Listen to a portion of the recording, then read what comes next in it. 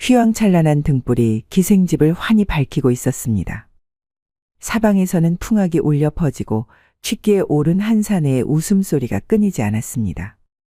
기생들은 붉은 비단 치마를 살랑이며 손님들에게 술을 따르고 부드러운 음성으로 노래를 읊조리며 분위기를 한층 돋우고 있었습니다.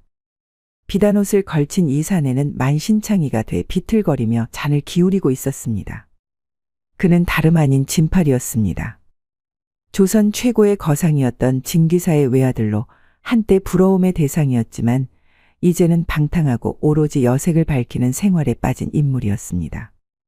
진팔은 왼쪽과 오른쪽에 앉은 기생들의 어깨를 감싸며 시끄럽게 웃었습니다. 은근슬쩍 나쁜 손이 기생들의 그곳으로 슬며시 들어가기도 했죠. 손을 넣어 손가락 끝으로 기생들의 은밀한 부위를 살짝 만지며 진팔은 낄낄거렸는데 그 모습은 조선 최고 거상의 아들이라고 믿기 힘들 정도였죠. 앞에는 값비싼 술과 안주가 가득 차려져 있었고 기생들은 그의 비위를 맞추느라 연신 환하게 웃으며 아양을 떨었습니다. 그러나 그것은 어디까지나 거칠애일 뿐이었습니다. 진팔은 술잔을 높이 들고 기생들에게 연신 돈을 쥐어주며 호탕한 웃음을 터뜨렸습니다. 기생들은 손끝으로 비단 옷자락을 매만지며 고운 손짓을 했고 감미로운 목소리로 그의 기분을 돋우었습니다. 하지만 그들의 눈빛에는 은근한 조소가 담겨 있었습니다. 저렇게 돈을 흩뿌리며 사는 것이 얼마나 가겠나. 진기사 어른은 조선 최고의 상인이었는데 어쩌다 저런 자식이 나왔을까? 기생들은 속으로 혀를 찼지만 겉으로는 더욱 요란한 웃음과 아양을 떨었습니다. 진팔은 기생들의 관심과 환호 속에서 더욱 우쭐해하며 잔을 기울였습니다. 그의 얼굴은 벌겋게 달아올랐고 이미 정신은 흐려져 가고 있었습니다. 진팔은 결국 술에 취해 탁상 위에 널브러졌습니다. 그의 한쪽 손은 비단방석 위로 축 늘어졌고 다른 손에는 아직도 술잔이 쥐어져 있었습니다. 기생 한 명이 살짝 잔을 빼앗아 내려놓았지만 진팔은 전혀 눈치채지 못한 채 낮고 거친 숨소리만 내뱉고 있었습니다. 기생들은 한숨을 쉬며 그를 내려다보았습니다. 한 명이 조심스럽게 진팔의 어깨를 흔들어 보았지만 그는 미동도 하지 않았습니다. 정말 바보 같지 않아요? 기생 하나가 나지막이 속삭였습니다. 다른 기생들도 슬며시 웃음을 터뜨리며 고개를 끄덕였습니다. 처음에는 그를 치켜세우던 모습과는 완전히 달랐습니다. 그래도 아직은 재산이 많으니 좋죠. 우리가 재미나게 놀아주면 그만이잖아요. 기생들은 낮은 목소리로 이야기하며 가볍게 웃었습니다. 처음에는 진팔이 넘치는 돈을 쥐어줄 때마다 따뜻한 미소를 지었지만 이제는 그런 웃음조차 사라진 듯했습니다. 진기사 어른이 살아계셨다면 기절하셨을 거예요. 조선에서 그렇게 성실한 사람이 어디 또 있었나요? 흥청망청 돈을 흩뿌리는 그를 비웃던 말들이 자연스레 그의 아버지 진기사의 이야기로 이어졌습니다. 진기사 어른은 말이에요. 청나라까지 직접 다니며 물건을 떼어오셨잖아요. 바다를 건너며 목숨을 걸고 장사하셨다니까요. 또 엄청 성실한 분이셨는데. 그런데 그런 사람 밑에서 저런 아들이 나왔으니. 누군가가 피식 웃으며 진팔의 흐트러진 옷깃을 다시 정리해 주었습니다. 하지만 그 손길에는 애정이 전혀 담겨 있지 않았습니다. 아버지가 평생을 힘들게 일궈놓은 걸 이렇게 흥청망청 써버리다니 한심하기도 하죠. 그러게 말이에요. 이러다 얼마 못 가 다 털어먹고 빈털터리가 되겠죠. 조선 최고의 상인. 사람들은 진기사를 그렇게 불렀습니다. 진기사는 장사 수완이 뛰어날 뿐만 아니라 그 누구보다 성실한 사람이었습니다. 그는 단순히 돈을 벌기 위해 장사를 한 것이 아니라 신뢰를 가장 중요한 가치로 여겼습니다. 청나라에서 희귀한 물건을 떼어와 조선에 팔았고 그 과정에서 수많은 거래를 성사시켰습니다. 하지만 진기사는 단 한 번도 서둘러 이익을 취하려 하지 않았습니다. 그는 언제나 정직한 거래를 최우선으로 했으며 이 때문에 평민들뿐만 아니라 양반과 관리들까지 그를 신뢰했습니다. 그의 가게는 언제나 북적였습니다.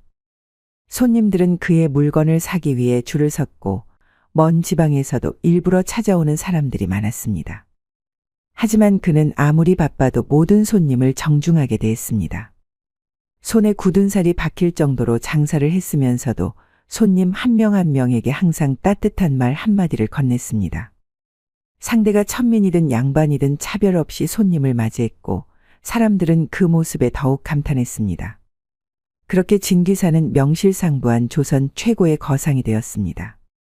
하지만 그 명성과 재산은 결코 쉽게 얻어진 것이 아니었습니다. 진기사는 늘 직접 발로 뛰며 장사를 했습니다. 청나라까지 가는 바닷길은 험난했고 바다가 성이 난 날에는 목숨까지 걸어야 하는 일이었습니다. 그는 그 위험을 무릅쓰고 직접 청나라까지 오가며 거래를 성사시켰습니다. 다른 장사꾼들이 두려워하는 길도 주저없이 나섰고 한 번도 불평하는 법이 없었습니다. 그의 이런 철저한 태도 덕분에 그의 이름은 조선 전역에 퍼졌고 거래처들은 앞다투어 그와 손을 잡으려 했습니다. 그러나 그의 몸은 그렇게 혹사당한 시간을 버텨내지 못했습니다. 어느 날부터 그는 점점 기력을 잃기 시작했습니다. 청나라에서 돌아오던 배 안에서 기침을 하자 피가 나왔고 뼛속까지 스며드는 피로감이 몰려왔습니다. 평소라면 조금 쉬고 다시 일어나 가게로 나갔을 테지만 이번만큼은 달랐습니다. 그는 서서히 식사를 제대로 하지 못하고 손에 힘도 들어가지 않았습니다. 그럼에도 불구하고 그는 끝까지 가게에 나가 일을 하려 했습니다. 그러나 결국 그는 병을 이기지 못했습니다. 어느 날 갑자기 침상에서 일어나지 못한 채 누워버렸고 사흘 후에 숨을 거두었습니다. 그가 떠났을 때 조선 곳곳에서 그를 추모하는 사람들이 많았습니다. 평민들은 그를 진심으로 슬퍼했고 관리들조차 그의 죽음을 애석해했습니다. 그의 가게 앞에는 수많은 사람들이 모여 눈물을 흘렸습니다. 그러나 정작 그가 떠난 후 남겨진 재산을 물려받은 아들 진팔이는 모든 것을 이해하지 못했습니다. 진팔은 아버지의 죽음을 슬퍼했지만 그가 어떤 삶을 살아왔는지는 깊이 생각하지 않았습니다. 그가 남긴 것은 단순한 재산이 아니라 신뢰와 성실함이었지만 진팔은 그것이 얼마나 소중한 것인지 깨닫지 못하고 있었습니다. 진기사는 마지막까지 자리에서 일어나려 했습니다. 평생을 일해온 사람이었기에 병석에 누워만 있는 것이 더 힘겨운 듯 했습니다. 그러나 몸이 말을 듣지 않았습니다. 그는 한 차례 깊은 숨을 들이마시더니 조용히 눈을 감았습니다. 진기사는 생을 떠나기 전 아들 진팔을 불러앉히고 유언을 남겼습니다. 진팔은 침상 곁에 무릎을 꿇고 앉았습니다. 병색이 짙어진 아버지가 오래 버티지 못하리라는 것을 그는 본능적으로 알고 있었습니다. 그러나 막상 그 순간이 다가오자 진팔은 여러 감정이 뒤섞였죠. 진기사는 마른 입술을 겨우 떼어내듯 힘겹게 입을 열었습니다. 진팔아, 진팔은 고개를 바짝 들었습니다. 아버지의 목소리는 한없이 쇠약했지만 여전히 단호한 울림이 있었습니다. 이제 여기 있는 모든 재산은 하나뿐인 나의 아들, 너의 것이다. 너도 이제 엄연히 조선의 사내로서 살아갈 날이 많으니 현명하게 이 못난 아비가 남긴 것들을 잘 사용해 주길 바란다. 진기사는 숨을 고르며 다시 입을 열었습니다. 돈이란 너가 쓰기 나름이다. 바른 곳에 쓰면 사람을 살리지만 잘못 쓰면 너의 목을 조일 수도 있다. 그러니 절대 낭비하지 마라. 그의 목소리는 힘이 약해졌지만 말 하나하나는 여전히 무게를 지니고 있었습니다. 그리고 또 하나, 진팔은 두 손을 무릎 위에 가지런히 올린 채 조용히 아버지의 말을 기다렸습니다. 절대 바다를 건너지 말거라. 그 순간 진팔의 눈빛이 살짝 흔들렸습니다. 바다를 건너지 말라는 말은 뜻밖이었습니다. 진기사는 늘 청나라까지 오가며 장사를 해왔던 사람이었습니다. 아버지의 성공이 모두 그 바닷길을 통해 이루어진 것인데 왜 바다를 가지 말라고 하는 것일까? 진기사는 힘겹게 숨을 들이마셨습니다. 그는 손을 들어 진팔의 손을 가만히 덮었습니다. 그의 손은 평생을 장사하며 물건을 나르고 거래를 해온 손이었습니다. 거친 굳은 살이 박혀 있었고 이제는 힘이 빠져 차갑기까지 했습니다. 돈이 많다고 욕심을 부리면 그 끝은 불행뿐이다. 너가 가진 것으로 만족하고 그 이상을 탐하지 마라. 진팔은 아무 말도 하지 못한 채 아버지를 바라보았습니다. 진 기사는 힘겹게 숨을 몰아쉬면서도 끝까지 눈을 감지 않았습니다. 내 말 꼭 새겨들어라. 그의 손이 점점 힘을 잃어갔습니다. 진팔은 아버지의 손을 꼭 붙잡았습니다. 방 안은 고요했습니다. 진 기사는 서서히 눈을 감았습니다. 그 순간 바깥에서 바람이 창을 스치며 지나갔습니다. 오래도록 묵묵히 걸어온 상인의 삶이 이제 막을 내렸습니다. 진 기사의 장례는 성대하게 치러졌습니다. 수많은 사람이 몰려와 조문을 했고 조선의 관료들까지 찾아와 그의 죽음을 애도했습니다. 그의 상업적 업적을 기리는 말들이 곳곳에서 들려왔고 진 기사가 남긴 상점들은 여전히 장사를 이어가고 있었습니다. 그러나 정작 그 모든 유산을 이어받은 진팔의 태도는 달랐습니다. 제사를 지낸 지 며칠 되지 않아 진팔은 이전보다 더 자주 기생집을 드나들기 시작했습니다. 한 번 들어가면 이틀이고 사흘이고 나오지 않았습니다. 아버지가 남긴 유산 덕분에 그는 돈 걱정을 할 필요가 없었고 손을 뻗으면 어디서든 금과 은이 쏟아져 나왔습니다. 가장 좋은 술을 가져오라. 진팔은 손을 흔들며 술을 시켰습니다. 값비싼 중국 술이 연거푸 그의 앞에 놓였고 안주로는 희귀한 해산물과 고기 요리가 끊임없이 올라왔습니다. 그는 한 손으로 술잔을 들고 다른 손으로 기생들의 어깨를 툭툭 두드리며 환한 웃음을 터뜨렸습니다. 이 정도 술과 음식으로는 부족하군. 더 특별한 것은 없느냐? 그의 말에 기생들은 재빨리 움직였고 한층 더 화려한 술상과 놀이가 펼쳐졌습니다. 그러나 그의 눈앞에서 정성껏 춤을 추던 기생들의 눈빛은 이미 그를 향한 관심이 아니라 그가 내놓는 돈을 향해 있었습니다. 기생집에서는 늘 그가 최고 대접을 받았습니다. 한 번에 뿌리는 돈이 상인 한 달치 벌이와 맞먹었기 때문이었습니다. 진팔은 기분이 좋으면 기생들에게 놀이개며 비단을 마구 쥐어주었고 종업원들에게까지 돈을 흘렸습니다. 도련님께서 오시면 이 집이 환해집니다. 기생들은 입에 발린 말을 하며 더욱 환하게 웃었습니다. 그러나 그들의 눈빛에는 진정성이 담겨 있지 않았습니다. 그를 바라보는 시선에는 얕은 조소와 냉소가 섞여 있었습니다. 진팔은 그런 시선을 전혀 눈치채지 못한 채 들뜬 얼굴로 술잔을 기울였습니다. 바닥에 떨어진 돈과 부서진 술잔 조각들, 흘러넘치는 음식들. 그것들은 하나둘씩 그의 곁에서 무너지는 무엇인가를 암시하고 있었습니다. 그러나 그는 여전히 자신이 세상의 중심이라고 믿고 있었습니다. 진팔은 기생집을 드나들면서도 여느 기생들에게는 쉽게 마음을 주지 않았습니다. 그저 돈을 흩뿌리며 술을 마시고 떠들고 밤을 즐길 뿐이었습니다. 하지만 기생집에 있는 화란이라는 여인은 예외였습니다. 화란은 조선에서도 손꼽히는 미모를 가진 여인이었습니다. 단아한 얼굴선, 흑단처럼 윤기 나는 머릿결, 그리고 나긋한 목소리까지 겸비했죠. 그녀가 등장하는 순간 방 안의 분위기가 단숨에 바뀔 정도였습니다. 진팔은 그녀를 보자마자 가슴이 두근거리고 이 여자를 차지하고 싶다는 욕망에 사로잡히곤 했습니다. 그날 이후 그는 화란을 더욱 가까이 두고 싶어 했습니다. 화란이 웃으면 기분이 좋아졌고 그녀가 바라보면 왠지 모르게 가슴이 뛰곤 했죠. 매일 그녀를 찾아가 돈을 주면서 따로 값비싼 놀이개를 선물하기도 했습니다. 그녀를 차지하고 싶었기에 그녀가 원하는 것이라면 무엇이든 아낌없이 내주었습니다. 화란은 처음엔 조심스러웠습니다. 그러나 진팔이 마치 물이 새는 독처럼 돈을 흘리자 그녀도 점점 더 과감해졌습니다. 이 비단치마 참 곱지 않소? 내게 어울린다면 도련님께서 주시겠지요? 진팔은 아무렇지도 않게 돈을 내주었습니다. 그녀의 미소 하나면 모든 것이 아깝지 않았습니다. 그렇게 두 사람의 관계는 점점 깊어졌습니다. 그는 욕망에 사로잡히다 못해 화란이 본인을 사랑한다고 믿었고 화란도 달콤한 말들로 그를 안심시켰습니다. 그러나 그들의 관계는 철저히 돈 위에 세워진 것이었습니다. 진팔이 기생집을 드나든 지도 어느덧 2년. 그의 주머니는 점점 가벼워지고 있었습니다. 처음에는 아무도 신경 쓰지 않았습니다. 하지만 시간이 지나면서 그의 씀씀이에 비해 돈이 점점 줄어든다는 것이 명확해졌습니다.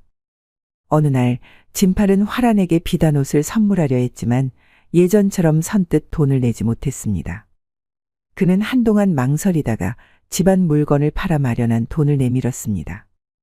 그 순간 화란의 눈빛이 살짝 흔들렸습니다.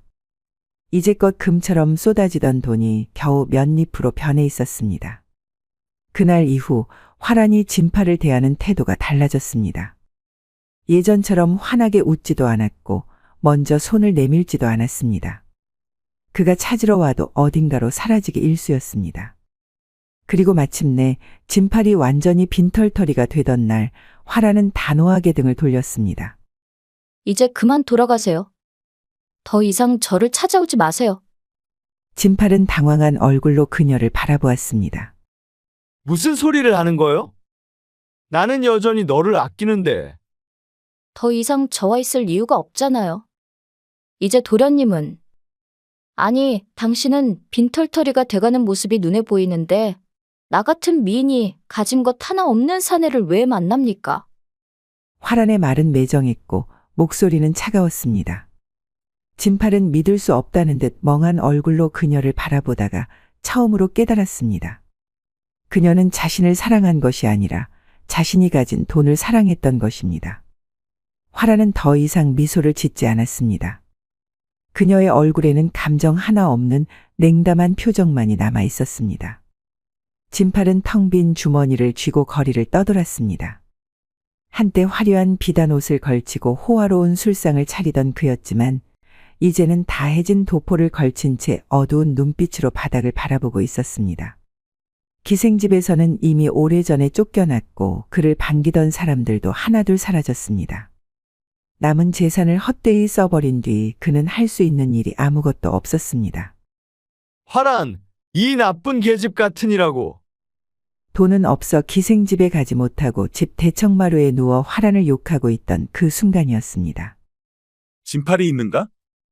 낯선 목소리에 진팔은 고개를 들었습니다. 그 앞에는 비단 옷을 차려입은 사내가 서 있었습니다.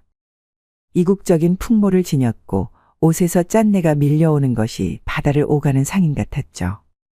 진팔은 찌푸린 얼굴로 그를 바라보았습니다. 누구요? 상인으로 보이는 이가 부드러운 미소를 지으며 손을 모았습니다. 아버님이 우리를 안다. 돌아가시기 전에 같이 바다를 오가며 자주 마주쳤던 분이라네. 얼마나 상심이 크겠나. 그 훌륭한 아버지가 떠나시고 이제 남아있는 재산도 없다고 들었는데. 진팔은 그 말을 듣자마자 자세를 바로 고쳐 앉았습니다. 내 아버지를 아시오? 상인은 고개를 끄덕였습니다. 잘 알고 말고. 사실 우리가 이렇게 찾아온 것은 중요한 이야기가 있어서네. 진팔이 너는 아버님의 유산에 대해 얼마나 알고 있느냐? 진팔은 순간 가슴이 뛰었습니다. 유산이라니? 이미 내가 다 물려받았소. 그러나 상인은 미묘한 미소를 지으며 고개를 저었습니다. 잘 모르고 있구만. 아버님께서 말씀하지 않은 게 있으시다. 그는 목소리를 낮추어 속삭였습니다. 진기사 어른께서 생전에 바다를 건너며 한 섬을 발견하셨다. 외딴 곳에 있는 섬이지만 육지처럼 아주 비옥해 그곳에 거처를 마련하셨지. 흉년이라고는 오지 않는 아주 탁월한 땅이었고 그곳은 모두 진기사 어른의 소유였다. 그곳은 아주 외진 곳에 있어 아무도 모르는 비밀의 땅이지. 그리고 어른께서 그곳에 큰 재산을 묻어두셨다는 이야기가 있다. 진팔의 눈이 커졌습니다. 섬에 재산을 묻어두셨다고? 그렇다. 어른께서 생전에 우리에게 이 이야기를 살짝 들려줬는데 그 섬이 진어른의 소유인이 돌아가셨으면 진팔이 너에게 돌아가는 것이 맞다고 생각해 이렇게 찾아온 것이다. 그러나 그 섬은 워낙 찾기 어려운 곳이다. 아버님도 우리에게 어딘지 알려주지 않았고 돌아가시고 나서 그 어떤 사람도 그 섬에 도달하진 못했을 게야. 그런데도 이 사실은 너에게 알려줘야 되겠더구나. 너만 괜찮다면 섬을 찾는 것을 함께 도와주고 싶은데. 진팔은 두 주먹을 꽉 쥐었습니다. 그동안 자신이 가진 돈이 모두 사라졌다고 생각했지만 아버지는 결국 마지막까지 재산을 숨겨두고 있었던 것이었습니다. 진팔의 머릿속에는 단 하나의 생각만 떠올랐습니다. 저 섬에 가기만 하면 다시 모든 것을 되찾을 수 있어. 여자들도, 그리고 화란이도. 그는 자리에서 벌떡 일어나 상인을 향해 외쳤습니다. 좋소. 당장 그 섬으로 나를 데려가시오. 이틀 뒤 진팔은 상인이라고 했던 작자와 함께 배를 탔습니다. 넓은 바다 위로 배가 나아가자 그는 묘한 불안감을 느꼈습니다. 평생 한 번도 배를 타본 적이 없었고 아버지가 절대 바다를 건너지 말라고 했던 유언이 떠올랐습니다. 그러나 그는 곧 고개를 저었습니다. 그건 단순한 미신일 뿐이야. 아버지도 바다를 건너 장사를 하셨잖아. 그러나 배가 깊은 바다로 나아가자 그는 금세 후회하기 시작했습니다. 출렁이는 파도에 배가 기울어질 때마다 속이 뒤집히는 듯한 고통이 밀려왔습니다. 난생 처음 배를 타는 것이었는데 배를 타면 이렇게 머리가 깨질 것처럼 아플 것이라고는 생각하지 못했습니다. 그의 얼굴은 금세 창백해졌고 식은땀이 이마에 맺혔습니다. 진팔은 난간을 붙잡고 헛구역질을 하며 몸을 가누지 못했습니다. 멀미가 이렇게까지 괴로운 것일 줄은 상상도 하지 못했습니다. 그 모습을 지켜보던 상인이 다가와 진팔의 등을 가볍게 두드렸습니다. 아무리 사내라도 배를 안 타봤으면 이렇게 힘들어하기 마련이지. 진팔은 겨우 고개를 끄덕였지만 속이 울렁거리는 것은 멈추지 않았습니다. 그러자 상인이 작은 주머니를 꺼내며 말했습니다. 이걸 먹어보게나. 머리를 맑게 해주는 건초인데 배멀미를 할 때 씹으면 그래도 괜찮아질 게야. 진팔은 건초를 주머니에 넣고 고민했습니다. 사내로서 약한 모습을 보이고 싶어 하지 않았으니까요. 하지만 멀미의 고통이 너무 심했습니다. 그는 결국 건초 몇 개를 꺼내 짚고 서둘러 입에 넣었습니다. 건초의 거친 식감이 입안에서 뻑뻑하게 씹혔지만 이상하게도 씹을수록 몸이 나른해졌습니다. 눈앞이 흐릿해지고 팔과 다리가 무거워졌습니다. 머릿속이 점점 멍해지더니 눈꺼풀이 저절로 내려갔습니다. 그는 무언가 이상하다는 걸 깨닫기도 전에 그대로 그 자리에 쓰러졌습니다. 진팔이 정신을 잃은 사이 상인이 묵묵히 그를 바라보았습니다. 생각보다 빨리 약이 드는구만. 그는 진팔의 팔을 잡아 바닥에 질질 끌었습니다. 배가 섬에 닿자 기다리고 있던 사내가 다가왔습니다. 그의 이름은 장응칠. 이곳에서 노예 장사를 하며 인신매매를 통해 수많은 조선 남녀를 노예로 사들인 자였습니다. 장응칠은 쓰러진 진팔을 내려다보며 비웃었습니다.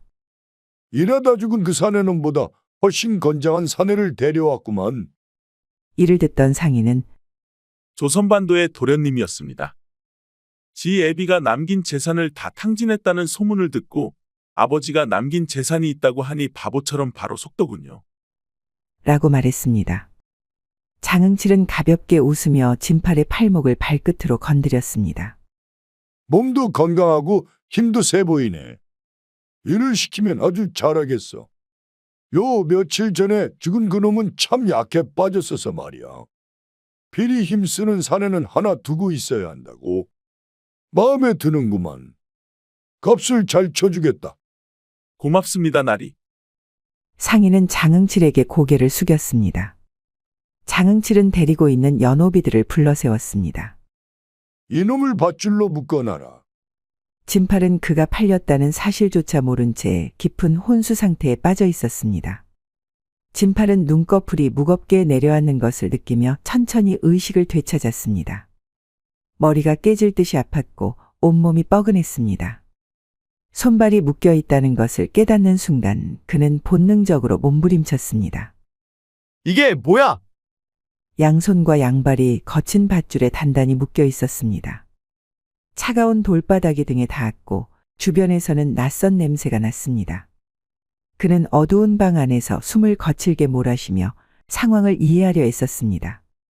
그때 문이 삐걱 소리를 내며 열렸습니다.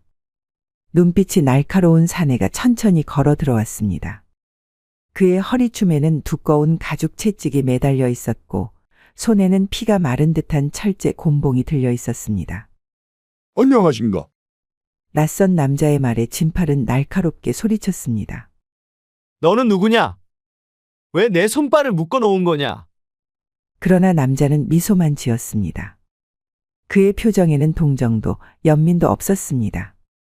네가 어디 있는지조차 모르는 모양이군. 진팔은 헛웃음을 치며 필사적으로 상황을 부정하려 했습니다. 이건 장난이지. 상인들이 나를 아버지의 섬으로 데려다 준다고 했어. 그런데 왜 내가 이렇게 묶여 있는 거지? 남자는 짧은 한숨을 내쉬며 곤봉을 바닥에 내려 찍었습니다. 둔탁한 소리가 방 안을 울렸습니다. 노비가 말이 많네. 그 말이 떨어지자 진팔은 눈을 크게 뜨고 비틀거리며 일어나려 했습니다.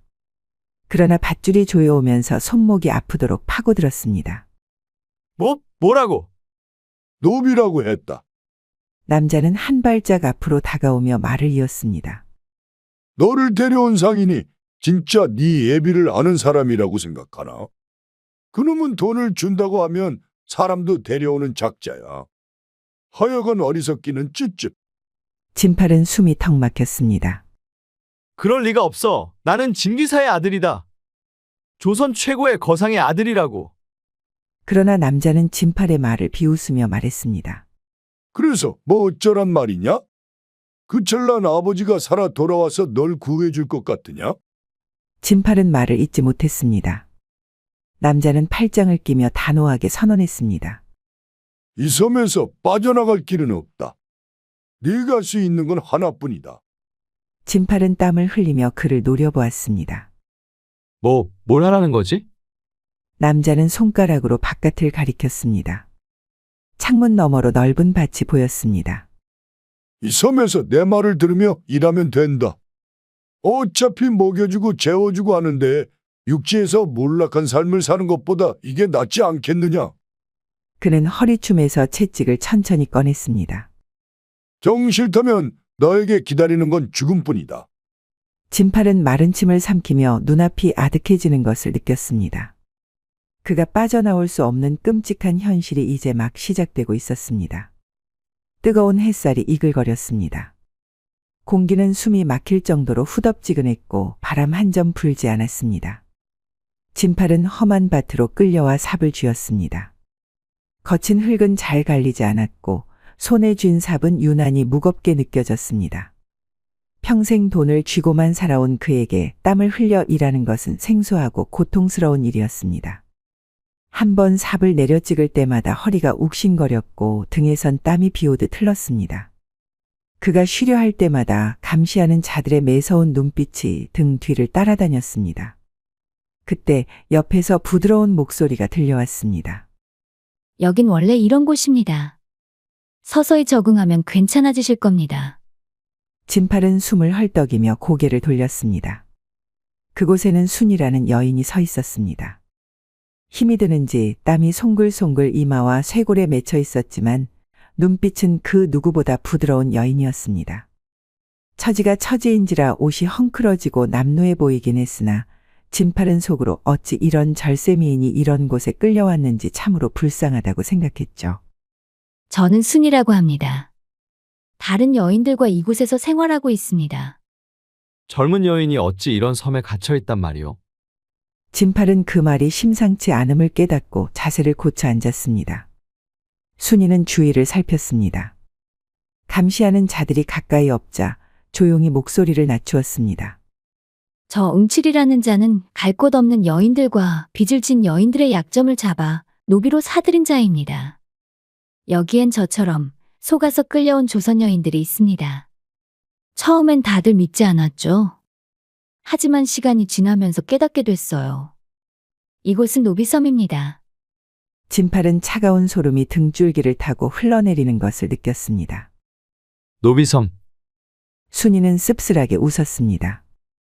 저자가 어떤 자이길래 이런 섬에 있는 것이오? 저 사람은 옛날에 한양에서 활동했던 부패 관리였다고 합니다. 못된 탐관오리였고 백성들을 등쳐먹다가 걸려 관직을 잃은 자라고 들었습니다. 지금 육지에 살고 있고 부패 관리라 토지를 구하기 힘들어 이 섬을 이용하는 것 같사옵니다. 나라에서 이 사실을 모른단 말이오. 순이는 고개를 저었습니다. 장응칠은 치밀한 사람이에요. 여긴 외딴 섬이라 조선 관리들도 쉽게 접근할 수 없어요. 진팔은 그녀를 바라보았습니다. 이곳에서 무슨 일을 하고 있어? 이 섬에서 저희는 농작물을 만들거나 누에 실로 배를 짜는 일을 합니다. 그것들을 장흥칠이 보름에 한 번씩 섬을 방문해 육지로 팔아넘깁니다. 하지만 보통 저희 여인들은 저자의 몸종입니다. 순이는 입술을 깨물었습니다. 그러면서 말을 이어갔습니다. 저자는 우리가 도망치지 못하게 가족들을 볼모로 잡습니다. 명령을 거역하거나 탈출을 시도하면 인맥을 동원해 가족을 파탄내겠다고 협박을 합니다. 진팔은 싸늘한 기분이 들었습니다. 그럼 아예 도망갈 수가 없다는 말이오.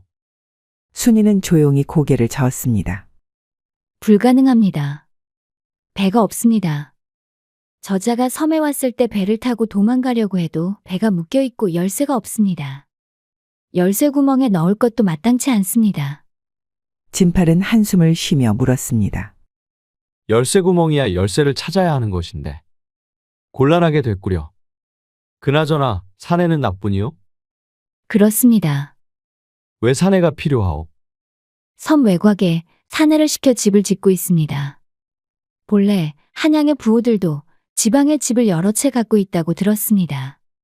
섬에 그런 집을 짓는 것 같은데 집을 짓겠다고 사내를 한 명씩 사들여 일을 시켰습니다. 서너 명의 사내가 거쳐갔는데 혹사를 당하다가 불구가 돼 다시 버려지거나 세상을 떠난 자들도 있습니다. 진팔은 깊은 한숨을 내쉬었습니다. 가족을 볼모로 잡아 협박한다니 참으로 질 나쁜 인간이요. 그쪽도 한양에 가족이 있어? 진팔의 말에 순이는 고개를 푹 숙였습니다. 저는 가족이 없습니다. 이곳을 빠져나간다고 해도 갈 곳이 없습니다. 이리 아리따운 처자가 어찌 그리 탁하단 말이오. 내게 보인 태도를 보면 딱 봐도 심성이 착한 여인 같은데. 나야 아비 재산을 모두 잃은 못된 자식이라 천벌을 받는 거라 쳐도 그대처럼 착한 여인이 이런 곳에 있는 건 참 불합리한 것 같소. 순이는 슬픈 표정을 지었습니다. 아닙니다. 제가 보기에는 도련님도 충분히 좋으신 분 같습니다. 말이라도 고맙구려. 순이의 말대로 장흥칠은 곧바로 진팔을 불러 짓다만 집을 짓는 일을 시켰습니다. 밥은 콩알만큼 주면서 시키는 일은 너무 고됐죠. 커다란 돌을 옮기고 흙을 퍼다 날라 집을 짓는데 아무리 건장한 사내라고 할지라도 혼자 이 일을 할 수는 없는 노릇이었습니다. 속으로는 집을 짓는 것이 목적이 아니라 무고한 사내를 데려다 고문을 해 죽이려는 것이 아닐까 하는 생각까지 들 정도였죠. 무조건 탈출을 해야 했습니다. 진팔은 섬에 갇힌 시간 동안 계속 열쇠를 탈취해 배를 타고 도망갈 궁리를 했습니다. 잠자리에 들 때마다 진팔은 빠져나갈 방법을 모색했죠. 땅바닥에 허름한 이부자리를 덮고 누웠지만 신세 한탄보다는 결연한 의지를 다졌습니다. 장흥칠은 노비들을 한 곳에 모아 잠을 자게 했습니다. 남녀가 섞여 있어도 상관하지 않았죠. 사내 하나 때문에 여노비들 뱃속에 아이가 생긴다면 그 아이도 본인 차지라 나쁠 것이 없다는 악랄한 생각까지 한 계획이었습니다. 차디찬 땅바닥에 허름한 이부자리였지만 피곤에 찌든 여노비들은 금세 골아떨어졌습니다. 그러나 진팔만큼은 매일 밤 뒤척였죠. 매일 밤 잠자리마다 탈출을 꿈꿨습니다. 잠이 안 드십니까? 눈을 떠 한숨을 픽픽 내쉬는 진팔을 보며 순이가 돌아 누워 바라봤습니다. 하루 종일 일을 해 햇빛에 그을리고 손은 부러텄지만 어찌나 아리따운지 진팔은 순간 순이의 얼굴을 보며 괴로운 생각이 사라지기도 했죠. 아니요. 피곤할 텐데 얼른 침소해 드시오. 얼른 맘 편히 주무셔야 저도 잠을 잘 수 있지 않겠습니까? 나긋나긋한 순이의 말에 진팔은 순이 쪽으로 돌아 누웠습니다. 그때 주머니에서 부스럭 소리가 들렸고 그 순간 진팔의 머릿속에는 한 가지 묘안이 떠올랐습니다. 진팔은 다급한 표정으로 자리에서 일어나 밖으로 나갔습니다. 무슨 일인가 싶었던 순이도 진팔을 뒤따라 나갔죠. 손을 집어넣어 확인하니 배에 탔던 상인이 그에게 준 건초 몇 개가 아직 남아 있었습니다. 진팔은 건초를 손에 쥔 채 조용히 숨을 들이마셨습니다. 건초를 이용해 장흥치를 무력화할 수만 있다면 열쇠를 빼앗아 배를 탈출할 수 있었습니다. 이게 무엇입니까, 도련님? 내가 이곳에 올 때 이걸 먹고 정신을 잃었었소. 장흥칠 저자에게 이걸 먹일 수 있는 방법이 없겠소. 그자는 온갖 탐욕이 정말 심합니다. 가령 노예들이 몰래 옥수수를 수확해 먹고 있으면 마치 자기 것이 빼앗긴 것처럼 화를 내며 뺏어 먹는 것 아니겠습니까? 심지어 자기 배가 부를 때도요. 무조건 자기 손에 들어와야 직성이 풀리는 사람입니다. 진팔은 순간 번뜩이는 생각이 떠올랐습니다. 그럼 우리가 일부러 이 건초를 먹는 척하면? 순이는 미간을 좁히며 곰곰이 생각하다가 서서히 미소를 지었습니다. 그럼 분명 뺏어 먹을 거예요. 그의 눈빛은 다시 살아나고 있었습니다. 탈출을 향한 첫걸음이 시작되고 있었습니다. 며칠 뒤 장흥칠이 섬을 찾았을 때 진팔과 순이는 노비들과 함께 옥수수밭 한쪽에 둘러앉았습니다.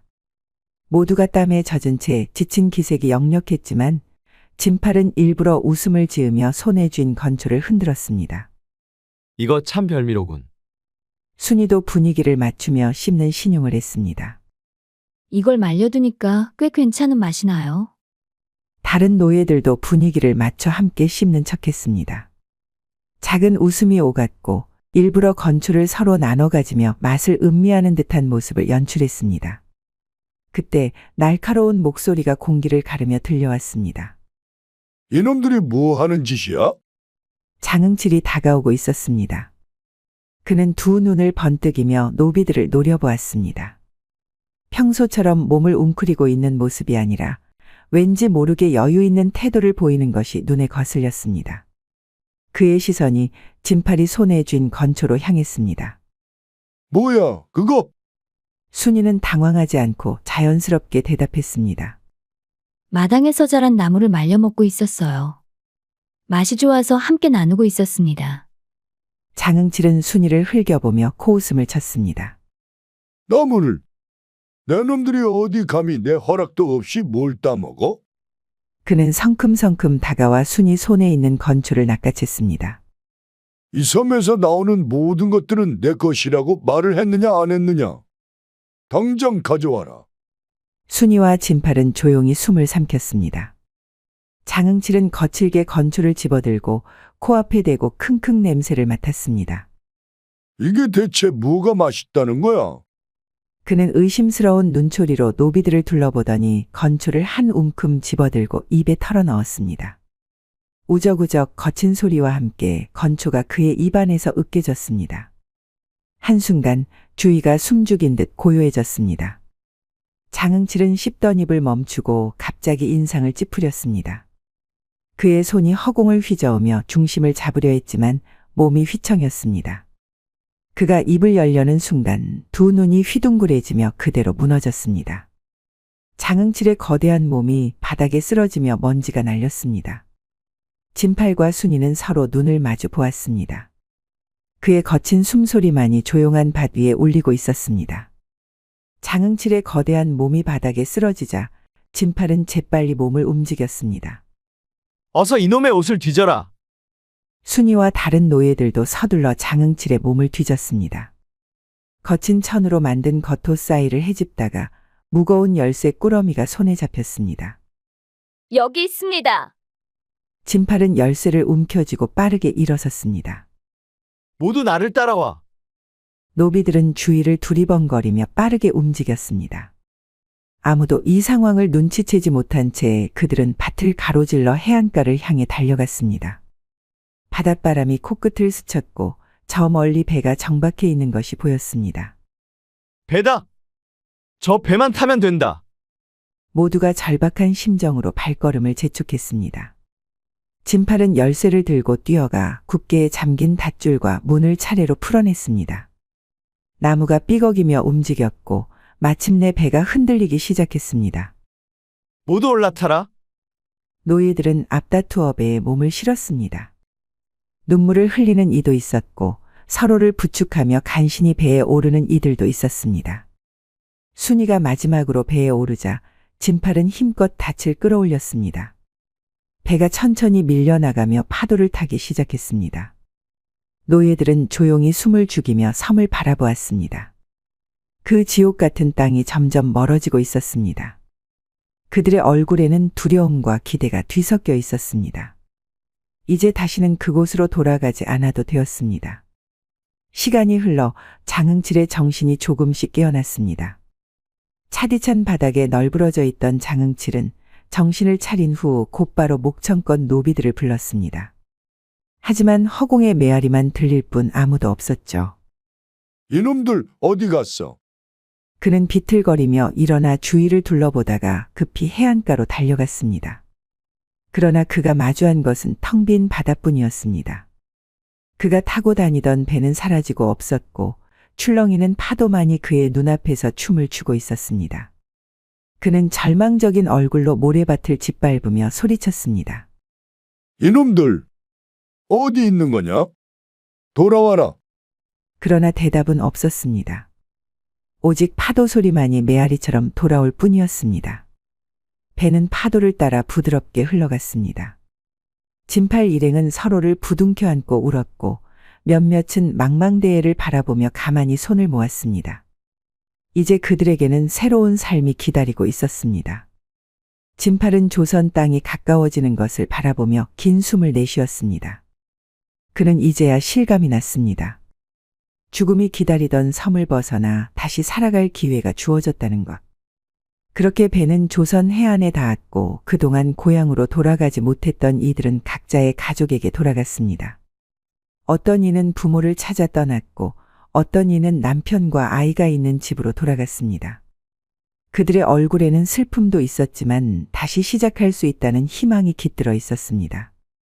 순이는 한 발짝도 진팔의 곁을 떠나지 않았습니다. 진팔은 순이를 바라보았습니다. 그녀 덕분에 그는 살아남을 수 있었습니다. 그녀가 없었다면 그는 여전히 어리석은 탐욕 속에서 허우적대고 있었을 것입니다. 진팔은 조용히 순이의 손을 잡았습니다. 낭자만 괜찮다면 나와 함께 살겠소? 나도 가족이 없는 처지인지라. 순이는 놀란 듯 그를 바라보았지만 이내 천천히 고개를 끄덕였습니다. 진팔은 이제 더 이상 돈을 물쓰듯 쓰던 사람이 아니었습니다. 아버지가 남긴 재산을 흥청망청 쓰던 과거의 모습은 온데간데 없었습니다. 그는 자신이 가지고 있던 마지막 남은 재산을 가지고 새로운 길을 가기로 했습니다. 더 이상 탐욕을 위해 살지 않고 사람들과 조화를 이루며 정의를 위해 살아가기로 한 것입니다. 그는 장사를 시작했지만 예전처럼 허황된 꿈을 꾸며 무언가를 이루려 하지 않았습니다. 오히려 그는 도움을 필요로 하는 사람들에게 손을 내밀었고 아버지와 같은 정직한 상인이 되어 살아갔습니다. 진팔은 이제 깨달았습니다. 진기사가 남긴 유산은 단순한 돈이 아니었습니다. 그것은 어떻게 살아가야 하는지, 어떻게 사람들과 함께해야 하는지에 대한 가르침이었습니다. 그는 더 이상 자신의 탐욕에 휘둘리지 않았습니다. 그저 순이와 함께 그리고 자신이 돕고 싶은 사람들과 함께 진정한 삶을 살아갈 뿐이었습니다. 잠시 후 다음 이야기가 시작됩니다. 7월의 뜨거운 햇살이 안동 땅을 내리쬐던 그날, 권도연은 또다시 과거 시험에서 낙방의 고배를 마시고 말았답니다. 한때는 안동 제1의 명문가였던 권씨 가문이었으나 할아버지 때에 이르러 가세가 기울더니 이제는 과거 준비로 밤낮을 보내는 가난한 선비가 되고 말았죠. 이게 몇 번째던가. 25의 젊은 나이에 벌써 3번째 낙방이었습니다. 어릴 땐 동네에서 신동이란 소리를 들으며 자랐으나 과거 시험은 그리 호락호락하지 않았답니다. 권도연은 쓰린 마음을 달래려 주막을 찾았답니다. 한 잔, 두 잔. 술잔이 거듭될수록 그의 마음은 더욱 무거워져만 갔죠. 도련님, 더 이상은 마시지 마시지요. 주모의 만류도 아랑곳하지 않고 술을 들이키던 권도연은 어느새 거리를 비틀거리며 걷고 있었답니다. 달빛이 흐드러진 그 밤 그의 앞에 한 여인의 그림자가 어른거렸습니다. 이런 밤에 어찌 혼자 걸으시나요? 달빛처럼 하얀 피부와 붉은 입술이 돋보이는 신비로운 자태. 남자를 유혹하는 듯한 달짝지근한 향이 풍기는 그녀 홍연이었습니다. 권도연은 그녀를 몰랐지만 홍판서댁 막내딸인 그녀는 오래전부터 그를 흠모해오고 있던 차였습니다. 취기 어린 눈으로 바라보니 그녀의 모습이 달빛에 일렁이는 선녀처럼 아름답게 보였습니다. 도련님, 이리 오시지요. 제 처소에서 잠시 쉬어 가시는 게 어떠신지요? 홍연의 간드러진 목소리에 이끌려 그녀의 처소로 발걸음을 옮기게 되었답니다. 야심한 밤이라 뒷문을 통해 조용히 그녀의 방 안에 들어서자 은은한 향이 그의 취기 어린 정신을 더욱 아찔하게 만들었답니다. 도련님, 너무 취하신 듯하니 오늘 밤만은 아무 걱정 마시고 주무세요. 권도연의 손은 몽롱한 상태에서 무심코 그녀의 허벅지를 스쳐 지나갔답니다. 가녀린 치맛자락이 부드럽게 흔들리며 은은한 바람이 일었죠. 그 바람에 실려 달콤한 분냄새가 술에 취한 권도연의 코 속으로 스며들었답니다.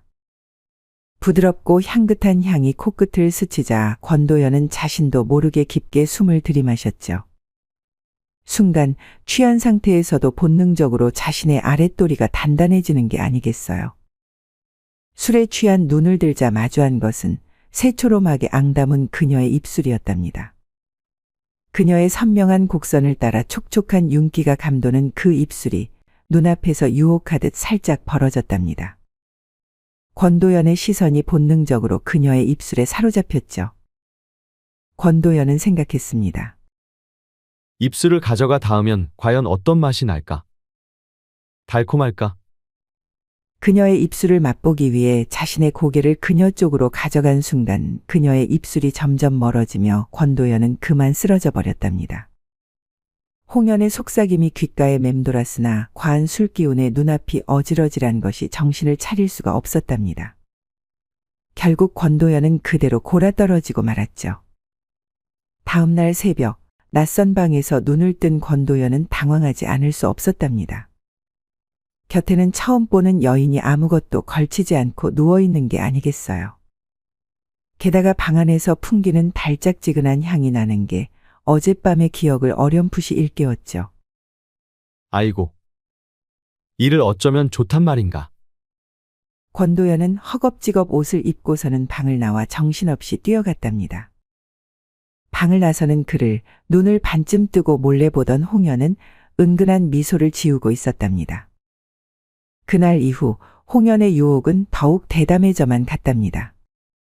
봄바람처럼 살랑이는 미소로 권도연의 마음을 흔들어 놓곤 했죠. 특히 달빛 아래 정원에서 마주치는 날이면 그녀의 하얀 속살이 은근히 비치는 홍색 속저고리가 권도연의 마음을 어지럽게 만들었답니다. 도련님, 제가 보내는 편지는 읽어보시나요?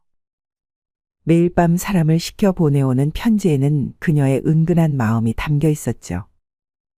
때로는 시로, 때로는 그림으로. 홍연은 자신의 마음을 노골적이고 적극적으로 표현하였답니다. 하루는 이런 편지가 온 게 아니겠어요. 밤이 깊어 달빛 아래 그대 모습 그리워라. 꿈에서라도 찾아오면 보내지 않으리. 권도연은 편지를 읽을 때마다 가슴이 뛰었답니다. 그녀의 매혹적인 모습이 자꾸만 떠올랐죠.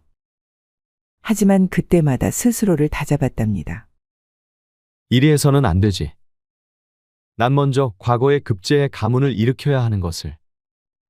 그러던 어느 날 홍판서가 권도연을 불렀답니다. 이보게, 자네의 재능을 내가 잘 알고 있네. 내 딸이 자네를 그리 좋아하니 만약에 자네가 내 딸과 혼인하면 과거 공부에 전념할 수 있도록 모든 걸 지원해 주겠네. 이 제안은 권도연에게 큰 유혹이 아닐 수가 없었죠. 가문의 부흥을 이룰 수 있는 기회였으니까요. 하지만 그의 마음 한켠에서는 이상한 불편함이 자리 잡고 있었답니다. 그러는 사이 안동마을에는 둘의 소문이 파다하게 퍼져갔답니다. 들었소. 홍판서댁 따님이 권도령을 마음에 두었다지 않소? 아이고, 그 홍판서댁 사위가 되면 복에 겨운 일이지요. 날이 갈수록 소문은 더욱 무성해졌고 권도연의 가족들도 은근히 기대를 걸기 시작했답니다. 두연아, 홍판서댁 낭자가 너를 각별히 생각한다는구나. 너는 어떻게 생각하느냐? 어머니의 말씀에 권도연은 더욱 괴로워졌죠. 매일 밤 홍연의 유혹적인 모습이 꿈에 나타났습니다. 하지만 그때마다 그는 창밖의 달을 바라보며 마음을 다잡았죠. 어느 저녁 홍연이 담장 너머로 그를 불렀답니다. 도련님, 잠시 저와 이야기를 나누시지 않겠어요? 달빛 아래 그녀의 모습은 한 폭의 그림 같았죠. 은은히 비치는 속저고리 사이로 하얀 목선이 드러나고 검은 머리칼은 달빛에 반짝였답니다. 도련님도 이제는 제 마음을 충분히 아시지 않나요? 홍연의 목소리가 떨렸죠. 그녀의 눈에는 이슬이 맺혔답니다. 권도연은 순간 그녀를 껴안고 싶은 충동을 느꼈죠. 하지만 그는 마지막 남은 이성으로 한 걸음 물러섰답니다. 낭자. 저는 아직 그의 말끝이 흐려졌죠. 홍연은 씁쓸한 미소를 지으며 돌아섰답니다. 그녀의 뒷모습이 달빛 속으로 사라져갔죠. 권도연은 그날 밤도 잠을 이루지 못했답니다. 홍연의 유혹적인 모습과 달빛 아래 떨리던 그녀의 목소리가 자꾸만 떠올랐으니까요. 홍연의 유혹과 홍판서의 제안을 뒤로하고 권도연은 잠시 안동을 벗어나기로 했답니다. 문경세제를 넘어 한양으로 가는 길, 그의 마음은 복잡하기 그지없었죠. 일이 도망치듯 떠나는 것이 과연 옳은 것일까? 초가을의 서늘한 바람이 문경세제의 고갯길을 휘감고 있었답니다. 단풍이 들기 시작한 나뭇잎들이 바람에 흔들리며 그의 발걸음을 배웅하는 듯했죠. 한나절을 걸어 고개를 넘은 권도연은 남한강 나루터 근처의 주막에 들르게 되었답니다. 허기진 배를 채우고 잠시 쉬어갈 양이었죠. 주막 안은 이미 몇몇 나그네들로 북적이고 있었답니다. 모두들 고단한 여정에 지친 얼굴이었죠. 권도연은 구석자리에 앉아 홀로 술잔을 기울였답니다. 그때였습니다. 밖에서 왁자지껄한 소리가 들려왔죠. 사냥꾼 대여섯 명이 큰 대나무로 만든 우리를 메고 들어왔답니다. 우리 안에는 하얀 털을 가진 아름다운 여우가 있었는데 특이하게도 빛나는 흰 꼬리를 지니고 있었고 등에는 화살이 깊게 박혀 있었죠. 이보게, 우리가 어떻게 이 백미호를 잡았는지 들어보겠나? 사냥꾼들은 술잔을 기울이며 자랑을 늘어놓기 시작했답니다. 3일 밤을 쫓아다녔지. 저 오대산 깊은 계곡에서 마침내 잡아냈다니까. 소문에는 천년 묵은 여우라 값을 꽤 받을 수 있을 거라는구만. 권도연은 우리 속 흰여우를 바라보았습니다. 달빛이 우리를 비추자 백미호의 눈동자가 붉게 빛났죠. 그런데 이상하게도 그 눈빛에서 비통함이 느껴졌답니다. 백미호는 권도연을 바라보며 애처로운 눈빛을 보냈고 그 순간 알 수 없는 은은한 향기가 주막 안을 감싸는 것 같았답니다. 살려주시면 그대의 인연을 찾아드리겠습니다. 마치 여우의 목소리가 권도연의 마음속에 울리는 것 같았답니다. 이 여우를 내게 파시오. 권도연이 갑자기 일어서며 말했죠. 허허, 이 녀석이 얼마나 귀한 줄 아시오? 약방에 내다 팔기만 해도 좋기 열량은 받을 수 있다니까. 권도연은 자신의 전 재산인 5냥이 든 주머니를 만져보았습니다. 턱없이 부족한 액수였죠. 이보시오. 내 전재산인 5냥과 함께 이 벼루를 내어주겠소. 권도연은 조심스레 보찜 속에서 작은 벼루를 꺼냈답니다. 할아버지 때부터 내려온 오래된 단계연 벼루였죠. 비록 가세는 기울었지만 이 벼루만큼은 늘 소중히 여겨왔답니다. 저런 낡은 벼루가 뭐 값어치가 있겠나? 사냥꾼들은 코웃음을 쳤죠. 그때였습니다. 구석에서 조용히 술을 마시던 한 선비가 벼루를 보더니 놀란 눈으로 자리에서 일어났답니다. 이것은 진정 단계연의 묵향 벼루가 아닌가요? 이 돌의 결과 빛깔을 보시오. 오래되어 윤기가 흐르고 먹을 갈 때마다 은은한 향이 나는. 지금은 구하기 힘든 귀한 보물이지요. 값으로 치자면 좋기 열량은 될 터. 선비의 말에 사냥꾼들의 눈빛이 달라졌답니다. 정말 그리 값진 것이요? 그렇소. 한양 육조거리에서도 쉽게 구할 수 없는 귀한 것이요. 사냥꾼들은 서로 눈치를 보더니 이내 고개를 끄덕였습니다. 그러면 다섯 양과 그 벼르를 받고 백미호를 내어주겠소. 권도연의 간절한 눈빛에 사냥꾼들은 마침내 고개를 끄덕였답니다. 비록 약방의 값에는 미치지 못했지만 귀한 벼루의 가치를 알았기 때문이죠. 권도연은 그렇게 다섯 양과 작은 벼루를 사냥꾼들에게 넘긴 후에 여우가 든 우리를 건네 받았답니다. 그는 그 우리를 들고는 산속으로 들어갔답니다. 산속에 도착한 권도연은 천천히 우리 문을 열었습니다. 그리고 조심스레 여우의 등에 박힌 화살을 뽑아주었답니다. 백미호는 우리 안에서 천천히 걸어 나와 그를 한번 쳐다보았습니다. 달빛에 비친 흰 여우의 꼬리가 갑자기 9개로 부채를 펼치듯 화라락 펼쳐지는 게 아니겠어요. 그러면서 그 여우의 9개의 꼬리가 은은히 빛났답니다. 그가 놓아준 여우가 구미호란 걸 알게 돼서 놀랍긴 하였지만 권도연은 웃으며 말하였답니다. 가거라. 이제는 사냥꾼들에게 잡히지 말거라. 그 순간 구미호의 눈동자가 붉게 빛나더니 알 수 없는 은은한 향기를 남긴 채 달빛 속으로 사라져 버렸답니다. 그로부터 얼마 후 한양에서 과거 시험이 열렸답니다. 권도연은 마지막이라는 심정으로 시험장에 들었죠. 그런데 이게 웬일입니까? 시험 문제가 마치 자신을 위해 준비된 것처럼 쉽게 풀리는 것이었답니다. 마치 그 전에 공부했던 것들이 머릿속으로 한꺼번에 밀려오는 듯이 기억나는 게 아니겠어요. 권도연은 정신없이 기억나는 것들을 써내려갔답니다. 마침내 권도연은 과거 시험에서 장원급제의 영광을 안게 되었답니다. 어사화를 쓰고 임금 앞에 섰을 때 그의 눈에는 벅찬 감동의 눈물이 고였답니다. 권도연, 너의 답안이 가장 뛰어났다. 이제 조정에서 큰 뜻을 펼치도록 하거라. 임금의 하교를 받고 나온 권도연은 마치 꿈을 꾸는 것만 같았죠. 그동안의 고된 시간들이 주마등처럼 스쳐 지나갔답니다. 하지만 기쁨도 잠시 그의 마음 한켠에서 새로운 고민이 피어나기 시작했죠. 이제 고향으로 돌아가 혼사를 치러야 할 텐데. 홍연의 모습이 다시금 떠올랐답니다. 아버님 어머님께서는 필시 홍판서댁과의 혼사를 바라실 텐데. 장원급제의 기쁨도 잠시 권도연의 마음은 점점 더 무거워져만 갔답니다. 그는 예천의 한 외딴 주막을 지날 때 잠시 쉬어가기 위해 안으로 들어섰답니다. 달빛이 유난히 밝은 밤이었습니다. 주막에서 하룻밤을 묵기로 한 그때 갑자기 뒤뜰에서 비명 소리가 들리는 게 아니겠어요. 누가 우리 아가 좀 구해주세요. 주모의 절규 소리에 권도연이 급히 뒤뜰로 달려나갔죠. 그런데 이게 웬일입니까? 달빛 아래 커다란 여우 한 마리가 3살쯤 되어 보이는 여자아이를 물고 달아나는 것이 아니겠어요. 저 여우를 좀 어찌 해주시오. 내 아기를 물고 갔소.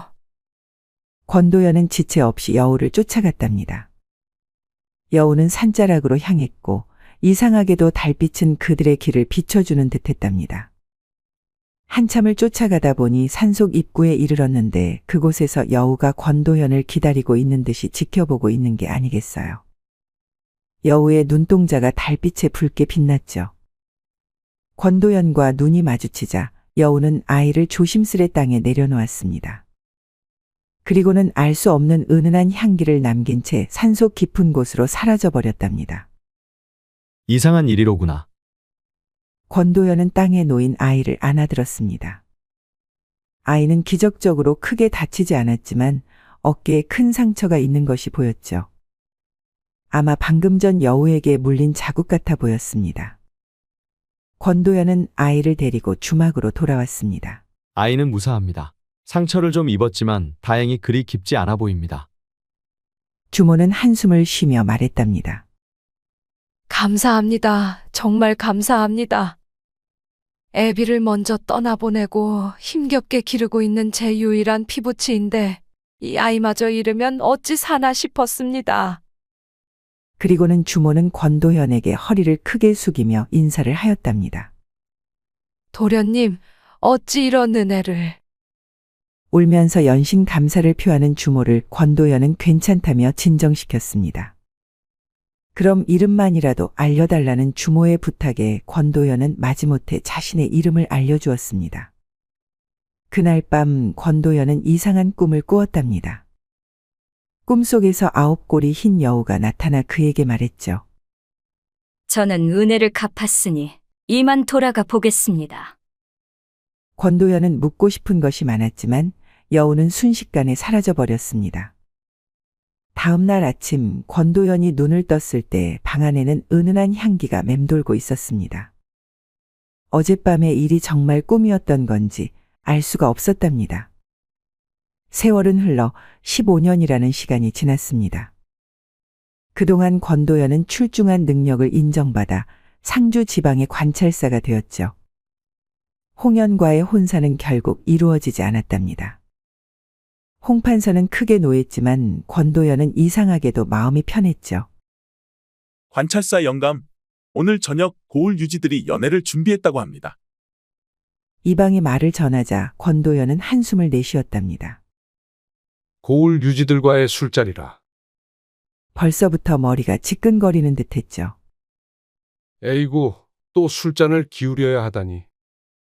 하지만 관찰사의 자리에서 이런 자리를 피할 수는 없는 법. 권도연은 마지못해 기루로 향했답니다.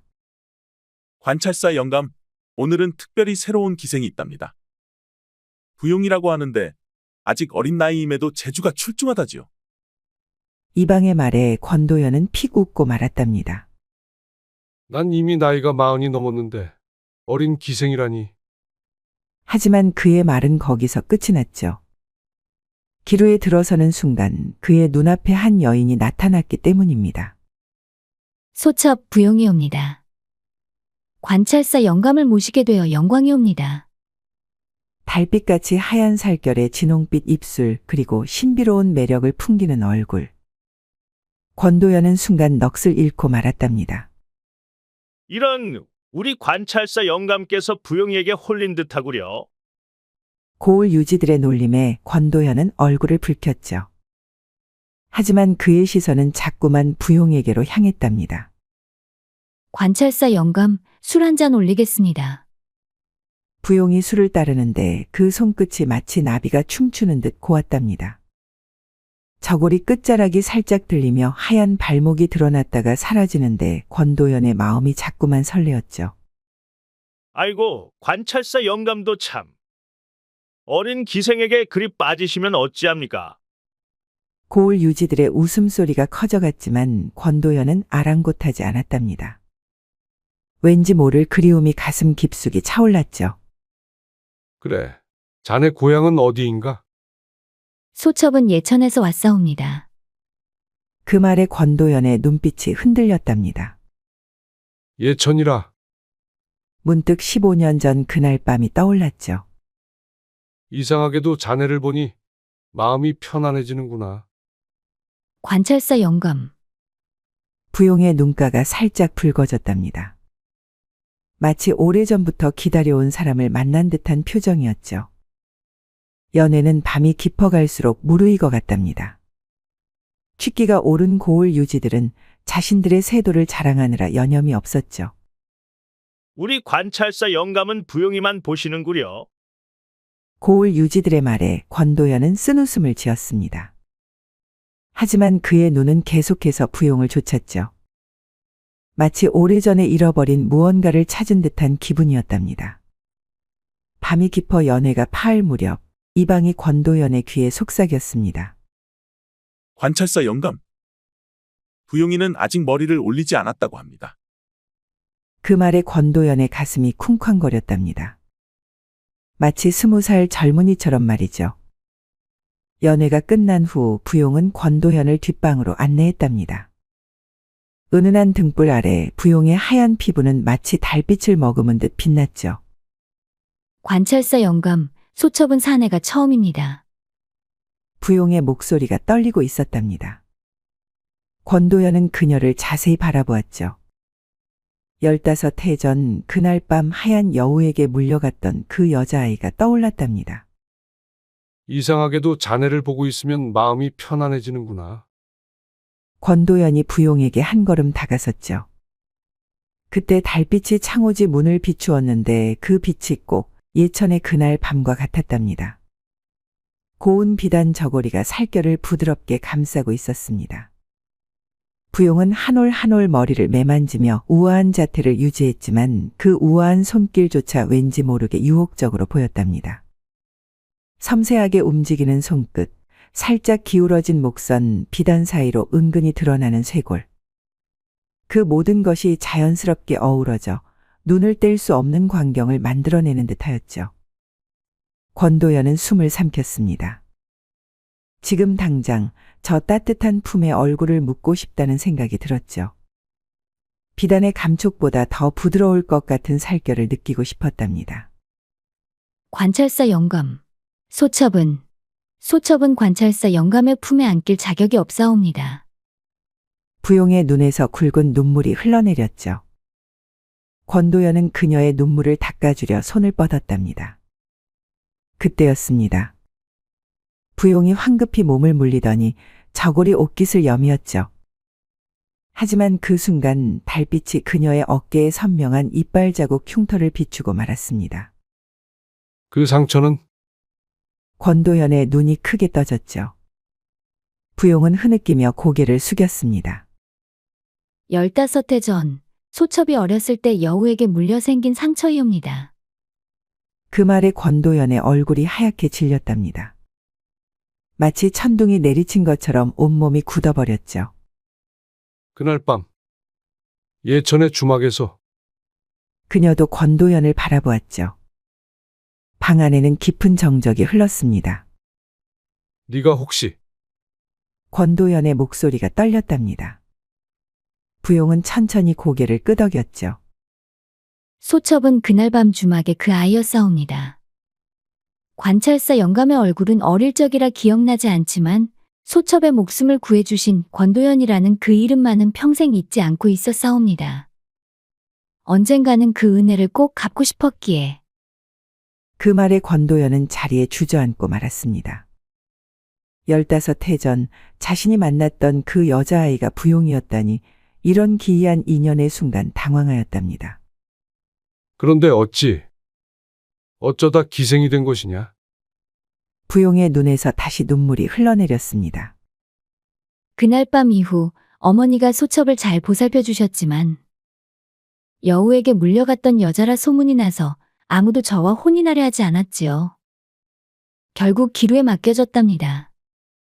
하지만 소첩은 늘 권도령님의 이름을 가슴에 새기고 살았사옵니다. 달빛이 두 사람의 그림자를 길게 드리웠답니다. 권도연은 떨리는 손으로 부용의 어깨를 잡았죠. 그날 내가 더 신경을 썼어야 했는데 미안하구나. 관찰사 영감. 부용이 조심스레 권도연의 손을 잡았습니다. 그녀의 손이 차갑게 식어 있었죠. 소첩은 늘 관찰사 영감을 그리워했사옵니다. 어머니는 자주 말씀하셨지요. 관찰사 영감께서 소첩을 구해주신 그날의 일을. 권도연의 눈에서도 뜨거운 눈물이 흘러내렸습니다. 그날 밤 여우로부터 구한 아이가 지금 이렇게 자신 앞에 있다니. 이제는 절대 너를 놓지 않겠다. 달빛 아래 부용의 하얀 어깨에 난 흉터가 희미하게 비쳤죠. 권도연은 조심스레 그녀의 어깨를 감쌌습니다. 관찰사 영감. 소첩은 이 흉터가 부끄럽습니다. 괜찮으니 잠자코 있거라. 권도연은 부용의 떨리는 입술을 손가락으로 살며시 매만졌죠. 그녀의 눈에서는 진주 같은 눈물이 흘러내렸습니다. 방 안에는 깊은 침묵이 감돌았죠. 달빛이 두 사람의 재회를 지켜보고 있었고 은은한 여우향이 방 안에 가득했습니다. 마치 15해 전 그날 밤처럼 말입니다. 달빛이 흐드러진 그날 밤 이후 권도연의 마음은 더욱 부용에게로 기울어져만 갔답니다. 매일 밤 부용의 처소를 찾는 그였지만 단 한 번도 그녀의 속옷깃에 손을 대지 않았죠. 관찰사 영감. 어찌 소첩을 이리 애틋하게 대하시나이까. 부용의 눈에는 이슬이 맺혔답니다. 달빛에 비친 그녀의 하얀 목선이 떨리고 있었죠. 그대를 보면 가슴이 미어지는구려. 내 잘못으로 그대가 겪은 고통이. 권도연은 부용의 손을 조심스레 잡았답니다. 소첩은 관찰사 영감을 원망한 적이 없사옵니다. 오히려 그날 밤 이후 관찰사 영감을 그리며 살아왔사옵니다. 부용의 말에 권도연의 가슴이 뜨거워졌답니다. 그는 부용을 품에 안았죠. 내가 자네를 내 정실 부인으로 맞이하고 싶구나. 그 말에 부용은 놀라 고개를 들었답니다. 그녀의 눈동자가 달빛에 반짝였죠. 하지만 소첩은 기생이옵니다. 어찌 신분 따위가 무엇에 중요하겠나? 자네는 나의 운명이네. 순간 권도연은 부용의 탐스런 입술을 보고는 더 이상 참을 수가 없었답니다. 그의 혀가 부용에 닫혀있는 입술 사이를 거침없이 파고들었습니다. 부용의 입안 깊숙이 스며든 그 뜨거운 감촉은 단순한 탐닉이 아니었답니다. 혀끝이 부용의 혀를 부드럽게 휘감더니 이내 강하게 당겨 깊숙이 얽혔죠. 부용의 숨이 점점 거칠어졌답니다. 그리고 호흡이 부족해 가슴이 가쁘게 오르내리고 점점 얼굴이 달아올랐답니다. 이건 단순한 입맞춤이 아니었죠. 서로의 입술이 닿고 떨어질 때마다 실처럼 얇은 침이 이어졌고 숨결이 섞일수록 더 깊은 열기가 타올랐답니다. 그렇게 둘은 그날 밤을 꼬박 세우며 서로의 정을 통하였답니다. 하지만 세상은 그들의 사랑을 그리 쉽게 허락하지 않았죠. 관찰사께서 기생과 혼인을 하신다고요? 이런 망측한 일이. 조정에서는 크게 반발했답니다. 기생과의 혼인은 벼슬아치의 채통을 깎는 일이라 했죠. 고을 유지들은 더했답니다. 에이구, 우리 관찰사 영감께서 색에 눈이 멀으셨구려. 아니, 그보다 더한 소문이 있다네. 그 기생이 예천의 천안 국밥집 주모의 딸이라지 않은가? 소문은 바람처럼 퍼져나갔죠. 하지만 권도연의 마음은 더욱 굳건해져만 갔답니다. 매일 밤 부용의 처소에서는 달빛만이 흐르고 있었죠. 권도연은 그녀의 치마폭을 베개 삼아 누워 한숨을 내쉬었답니다. 이 세상이 우리를 갈라놓으려 하는구나. 관찰사 영감. 부용은 권도연의 이마를 쓰다듬었죠. 그녀의 손길은 봄날의 햇살처럼 따스했답니다. 소첩을 잊으시는 게 좋을 듯하옵니다. 아니다. 절대 그럴 수 없다. 권도연은 벌떡 일어나 부용의 손을 잡았죠. 이제 와서 너를 포기할 순 없구나. 내 목숨을 걸고서라도. 그의 눈에서 결연한 빛이 번쩍였답니다. 그러던 어느 날 한 초라한 차림의 여인이 관찰사 저택을 찾아왔답니다. 관찰사 영감을 뵙고 싶사옵니다. 나이 들어 허리가 굽은 여인, 바로 예천 땅 주모였죠. 여러 해를 헤매어 싸웁니다. 제 딸아이를. 권도연은 그 자리에서 주모의 손을 잡고 울었답니다. 주모, 그렇지 않아도 부용이와 내가 자네를 찾아가려던 참인데 어찌 이리 왔는가? 바로 그때 부용이 들어왔죠. 주모는 그 자리에서 실신하고 말았답니다. 아가, 내 아가. 정신을 차린 주모는 부용을 껴안고 울었답니다. 여러 해 동안 가슴에 묻어두었던 그리움이 본물처럼 터져나왔죠. 어머님. 부용도 어머니의 품에 안겨 어린아이처럼 울었답니다. 그들의 눈물은 마치 보석처럼 빛났죠. 주모의 주막이 어려워지고 어쩔 수 없이 주변 기루에 허드렛 일을 하는 여종으로 보냈다고 하였습니다. 그러다 그 기루에서 다른 고을의 큰 기루로 팔려가고 나서 소식이 끊어진 것이었죠. 주모는 딸을 찾아 전국을 헤매고 다녔다고 했죠. 이야기를 들은 권도연의 눈에서도 눈물이 흘러내렸답니다. 이제는 내가 부용이를 잘 보살필 터이니 걱정하지 마시게나. 달빛이 세 사람의 그림자를 비추었죠. 마치 15해 전의 그날 밤처럼 말입니다. 하지만 이번에는 슬픔이 아닌 기쁨의 눈물이 흘렀답니다. 관찰사 영감. 부용아, 권도연과 부용의 눈이 마주쳤죠. 그들의 눈빛에는 이제 더 이상 망설임이 없었답니다. 주모는 그런 두 사람을 바라보며 미소 지었죠. 하늘이 정해준 인연이로구나. 창밖에서는 달빛이 더욱 밝게 빛나고 있었답니다. 마치 이들의 사랑을 축복하는 듯이 말입니다. 얼마 후 권도연은 임금께 상소를 올렸습니다. 신이 부용과의 혼인을 허락받고자 하나이다. 임금은 잠시 깊은 생각에 잠겼다가 교지를 내렸죠. 충신의 사랑이라. 아름답구나. 특별히 혼인을 허락하노라. 소문은 삽시간에 퍼져나갔답니다. 기생 출신이 양반가의 정실 부인이 된다는 것은 조선 역사상 처음 있는 일이었죠. 혼례 준비는 착착 진행되었답니다. 부용의 방에는 하나둘 예물이 쌓여갔죠. 아이고, 우리 아가가 드디어 혼인을 하는구나. 이 어미는 너무 기쁘구나. 주모의 눈에는 행복한 눈물이 고였답니다. 마침내 혼례날이 밝았습니다. 푸른 가을 하늘 아래 부용은 화려한 혼례복을 입고 있었죠. 붉은 원삼은 그녀의 하얀 살결을 더욱 돋보이게 했답니다. 하늘에서 선녀가 내려온 듯하구려. 하객들의 탄성이 이어졌죠. 부용의 눈가에 맺힌 이슬이 아침 햇살에 반짝였답니다. 권도연은 부용을 바라보며 가슴이 벅차올랐죠. 그녀의 긴 속눈썹이 파르르 떨리는 모습, 앵두같이 붉은 입술, 하얀 목선의 우아한 곡선. 모든 것이 꿈만 같았답니다. 이제 그대는 나의 아내요. 초래청에서 마주 앉은 두 사람의 눈빛에는 깊은 사랑이 담겨 있었죠. 붉은 천으로 덮인 상에는 술잔이 놓여 있었답니다. 부용이 조심스레 술잔을 들어 권도연에게 건넸죠. 그녀의 하얀 손가락이 떨리고 있었답니다. 권도연은 그 손을 살며시 잡아 안정시켰죠. 부인, 권도연의 목소리가 떨렸습니다. 부용의 눈에서는 진주 같은 눈물이 흘러내렸죠. 서방님, 그녀의 목소리는 봄날의 꾀꼬리처럼 고왔답니다. 하객들은 이 아름다운 광경에 감동하여 눈시울을 적셨죠.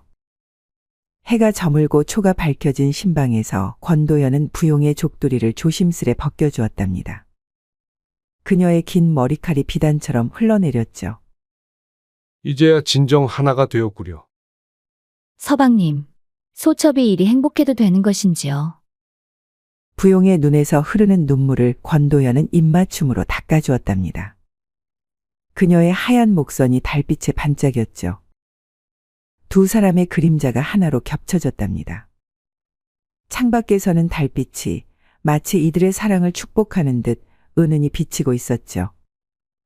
봄날의 아침이 밝아왔답니다. 권도연은 부용의 하얀 목선을 어루만지며 잠에서 깨어났죠. 여보, 이제 일어나셔야 하지 않으신지요? 부용의 속삭임이 그의 귓가에 울렸답니다. 하지만 권도연은 그저 미소를 지을 뿐이었죠. 아내의 체온이 너무나 따스했기 때문이랍니다. 오늘은 조금만 더. 권도연은 아내의 귓불을 살짝 물어주었습니다. 어머, 서방님. 이러시면 안 되옵니다. 부용의 귓가가 붉게 물들었답니다. 하지만 그녀의 손은 이미 권도연의 가슴을 어루만지고 있었죠. 주모는 이런 딸의 모습을 보며 행복해했답니다. 이제는 더 이상 국밥집을 하지 않고 관찰사의 저택에서 편히 지내게 되었죠. 우리 딸아이가 저리 행복해하니 이 늙은이는 더 바랄 것이 없구려. 그렇게 많은 시간이 지났답니다. 권도연의 가문은 날로 번창했죠. 첫째 아들은 어린 나이에 과거에 급제하여 이미 한성판윤의 자리에 올랐고 그 뒤로 태어난 두 아들과 세 딸들도 모두 훌륭하게 자랐답니다. 여보, 이리 큰 복을 받아도 되는 것인지요? 달빛 아래 부부는 서로를 바라보며 미소 지었습니다. 부용의 머리카락에도 어느덧 하얀 서리가 내렸지만 그녀의 눈빛만은 여전히 맑고 고왔죠. 그대가 있어 이리 행복한 것이오. 주모는 손주들에게 둘러싸여 매일 즐거운 나날을 보냈답니다. 더 이상 그녀를 천안 국밥집 주모라 부르는 이도 없었죠. 할머니, 또 그 옛날 얘기 해주세요. 그래, 9꼬리 흰 여우 이야기 말이냐. 달빛 어린 밤 부부는 서로의 손을 맞잡았습니다. 두 사람은 나이와 신분의 차이가 있었지만 그 어떤 것도 두 사람에게 걸림돌이 되지 않았습니다. 두 사람은 마치 천년에 한 번 나올 법한 인연이었습니다. 권도연은 달빛을 바라보며 생각에 잠겼습니다. 만약 그때의 여우가 아니었다면 내가 과거에 급제하지도 부용을 만나지도 못했을 것이다. 행여 만났다 하더라도 부용 같은 미인은 분명 혼인을 한 상태였겠지. 아니, 어쩌면 내가 홍연과 혼인을 올렸을 수도 있다. 이 얼마나 대단한 인연이란 말인가. 저 멀리서 여우의 울음소리가 잔잔하게 울렸고 은은한 여우향이 풍겼습니다. 권도연과 부용은 정답게 손을 맞잡고 여우의 울음소리를 들으며 달빛을 바라보았습니다. 잠시 후 다음 이야기가 시작됩니다. 경상도 어느 마을에 최씨 부인이라 불리는 큰 부자가 있었답니다. 남편을 일찍 여의고 홀로 살면서도 돈놀이로 재산을 불려 이제는 그 고을에서 손꼽히는 부자가 되었던 것이었죠. 최씨 부인은 돈을 빌려주고 이자를 받는 일을 하면서도 한 푼도 허투루 쓰지 않았답니다. 특히 돈을 빌려간 이들에게는 철저히 기한을 지키게 했는데 기한이 되면 어김없이 머슴을 보내 독촉을 하게 했던 것이었습니다. 그러던 어느 이른 새벽, 최씨 부인의 머슴이 어느 한 부부에게서 빌려준 돈을 받으러 갔답니다. 아직 동이 트지도 않은 이른 시각이었지만 기한이 된 날이면 을에 그렇게 새벽부터 독촉을 하러 다녔던 것이었죠. 머슴이 그 집 문 앞에 다다랐을 때였습니다. 아직 잠자리에서 일어나지도 않은 듯 방 안에서는 아무런 기척도 없었답니다. 머슴은 할 수 없이 문 밖에 서서 한참을 기다렸죠. 그런데 얼마 지나지 않아 방 안에서 이상한 소리가 들리는 게 아니겠어요. 부부가 언제 잠을 깼는지 아침부터 이상한 신음소리가 나는 게 아니겠어요. 머슴은 처음에는 귀를 막으려 했지만 이내 호기심이 생겼답니다. 살금살금 처마 밑으로 가서 방 안을 엿보니 방 안에는 이미 이불이 너저분하게 흐트러져 있었답니다. 남편은 땀방울을 흘리며 열심히 허리를 움직이고 있었고 부인은 남편의 등에 손톱 자국을 내며 코맹맹한 신음을 내고 있었죠. 부인은 남편의 허리를 양손으로 꼭 붙들고는 달아오른 얼굴로 속삭이듯 애원하는 게 아니겠어요. 그러면서도 그녀의 풍만한 몸은 남편의 움직임에 맞춰 물결치듯 출렁이고 있었답니다. 당신이 이럴 때가 너무 좋아요. 뭐라고 표현할 수가 없네요. 몸이 둥둥 떠서 하늘로 올라가는 것 같아요. 부인의 목소리는 점점 더 떨리고 있었고 방 안에는 두 사람의 거친 숨소리만이 가득했답니다. 이불 위로 드러난 부인의 하얀 발끝이 꼿꼿이 세워져 있었고 남편의 등줄기로는 땀방울이 주르륵 흘러내리고 있었죠. 그런데 뜻밖에도 남편은 계속하던 허리 움직임을 멈추고는 한숨을 내쉬는 게 아니겠어요. 부인, 당신은 그렇게 좋아? 그렇다면 다행이네. 나는 큰 걱정이 있어 별로 좋은 줄 모르겠어. 부인은 남편의 뜻밖의 반응에 의아해하며 물었답니다. 아니, 평소엔 그렇게 좋아하시더니 오늘은 이상하네요. 왜 별로라는 건가요? 그러자 남편은 힘이 다 빠진 듯 옆으로 누우며 힘없는 목소리로 말했습니다. 오늘이 최씨마님 집에서 빌려준 돈을 받으러 오는 날이거든. 아직 돈이 마련되지 않았으니 그 무서운 머슴에게 시달릴 일을 생각을 하면 너무 걱정이 되어 하나도 좋은 줄 모르겠어. 이 광경을 지켜보던 머슴은 그만 가슴이 철렁했답니다. 더 이상 빚독촉을 할 생각이 나지 않아 그대로 발걸음을 돌렸죠. 최씨 부인의 집으로 돌아온 머슴은 망설이다가 마님께 사실대로 아뢰었답니다. 마님, 소인 비록 머슴이지만 이런 상황에 아무리 인정사정 모르는 놈이라도 차마 들어가서 돈을 내놓으라고 빚 독촉을 하겠습니까? 그래서 그만 돌아와 버렸습니다. 그러자 최씨 부인은 얼굴이 벌겋게 달아오르며 크게 호통을 치는 게 아니겠어요. 돈도 갚지 못할 것들이 어찌 밤이래만 그리 신경 쓴단 말이냐. 그 시간에 나가서 한 푼이라도 돈을 더 벌어야 할 것 아니냐. 최씨 부인의 불같은 꾸짖음의 머슴은 너무 놀라 어찌할 바를 모르며 벌벌 떨었답니다. 한편 한양에서 부인병을 잘 고치기로 용하던 의원이 있었습니다. 그의 이름은 허민이었습니다. 그는 무슨 사정인지 호련히 한양을 떠나 전국을 방랑하며 자신이 마음에 드는 여인네들의 병을 고쳐주는 게 그에게는 행복이었죠. 허민이 주막에 들어서자 주모는 얼굴 가득 환한 미소를 띠며 맞이하는 게 아니겠어요. 며칠 전부터 이날만을 기다렸다고 하면서 특별히 아껴두었던 청주 한 병을 내오며 말했답니다. 의원님, 오실 줄 알고 객방 하나를 혼자 쓰실 수 있게 깨끗이 치워두었습니다. 이리 들어오시지요. 깨끗이 정돈된 방 안에는 향긋한 향내가 가득했고 주모는 수줍은 듯 고개를 숙이고 앉아 있었답니다. 자, 이제 진맥을 해보아야겠소. 허민이 주모의 손목을 잡았습니다. 허민의 손이 닿는 순간부터 얼굴이 확 달아오르고 가슴이 콩닥콩닥 뛰는 게 아니겠어요. 기혈이 많이 막혀 있는데 이대로 두면 큰 병이 될 수도 있겠소. 내가 잘 풀어주리다. 허민의 손길이 주모의 팔을 타고 올라가자 주모는 전율을 느끼며 사시나무 떨듯 떨렸답니다. 은밀한 향내를 풍기던 주모의 몸은 이미 허민의 손길을 기다리고 있었던 것이죠. 여기 승장혈이 많이 뭉쳐 있어. 이걸 풀어주면 한결 나아질게요. 허민의 손길이 주모의 저고리 속으로 어깨를 부드럽게 어루만지자 주모는 달콤한 한숨을 내쉬었죠.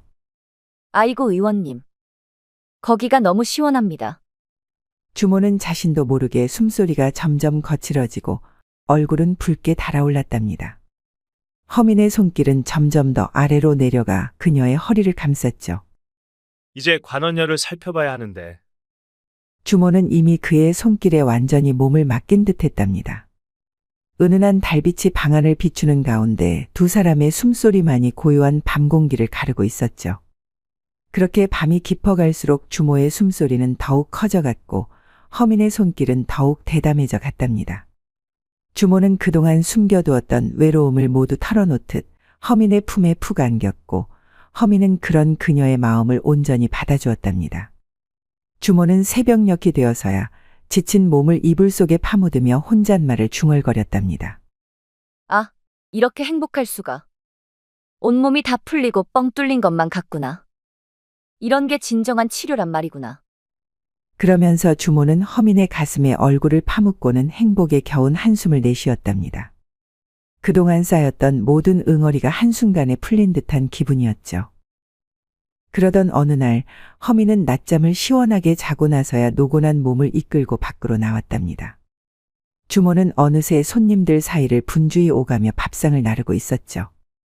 허민이 평상에 앉아있는 것을 본 주모는 붉게 달아오른 얼굴로 밥상을 들고 와서는 그의 옆에 앉았답니다. 정성스레 술을 한 잔 따라주더니 닭다리 하나를 쭉 찢어서는 허민의 입에 넣어주었습니다. 그러면서 장난스럽게 자신의 손가락까지 쏙하니 넣었답니다. 허민은 짓궂게도 주모의 손가락을 입에 문 채 빨아주었죠. 그 순간 주모는 놀라움과 부끄러움에 얼굴이 더욱 붉어졌답니다. 그러더니 엉덩이로 허민을 살짝 밀치고는 쏜살같이 일어나 다른 손님들에게로 달려갔습니다. 허민이 술잔을 기울이고 있을 때였습니다. 옆 평상에 앉은 사내 하나가 술에 취해 한숨을 쉬며 일행들에게 하소연을 하고 있었죠. 내 나이가 아직 50도 안 되었는데 아내와 밤일을 할 때면 영 물건이 말을 듣질 않아 큰일이네.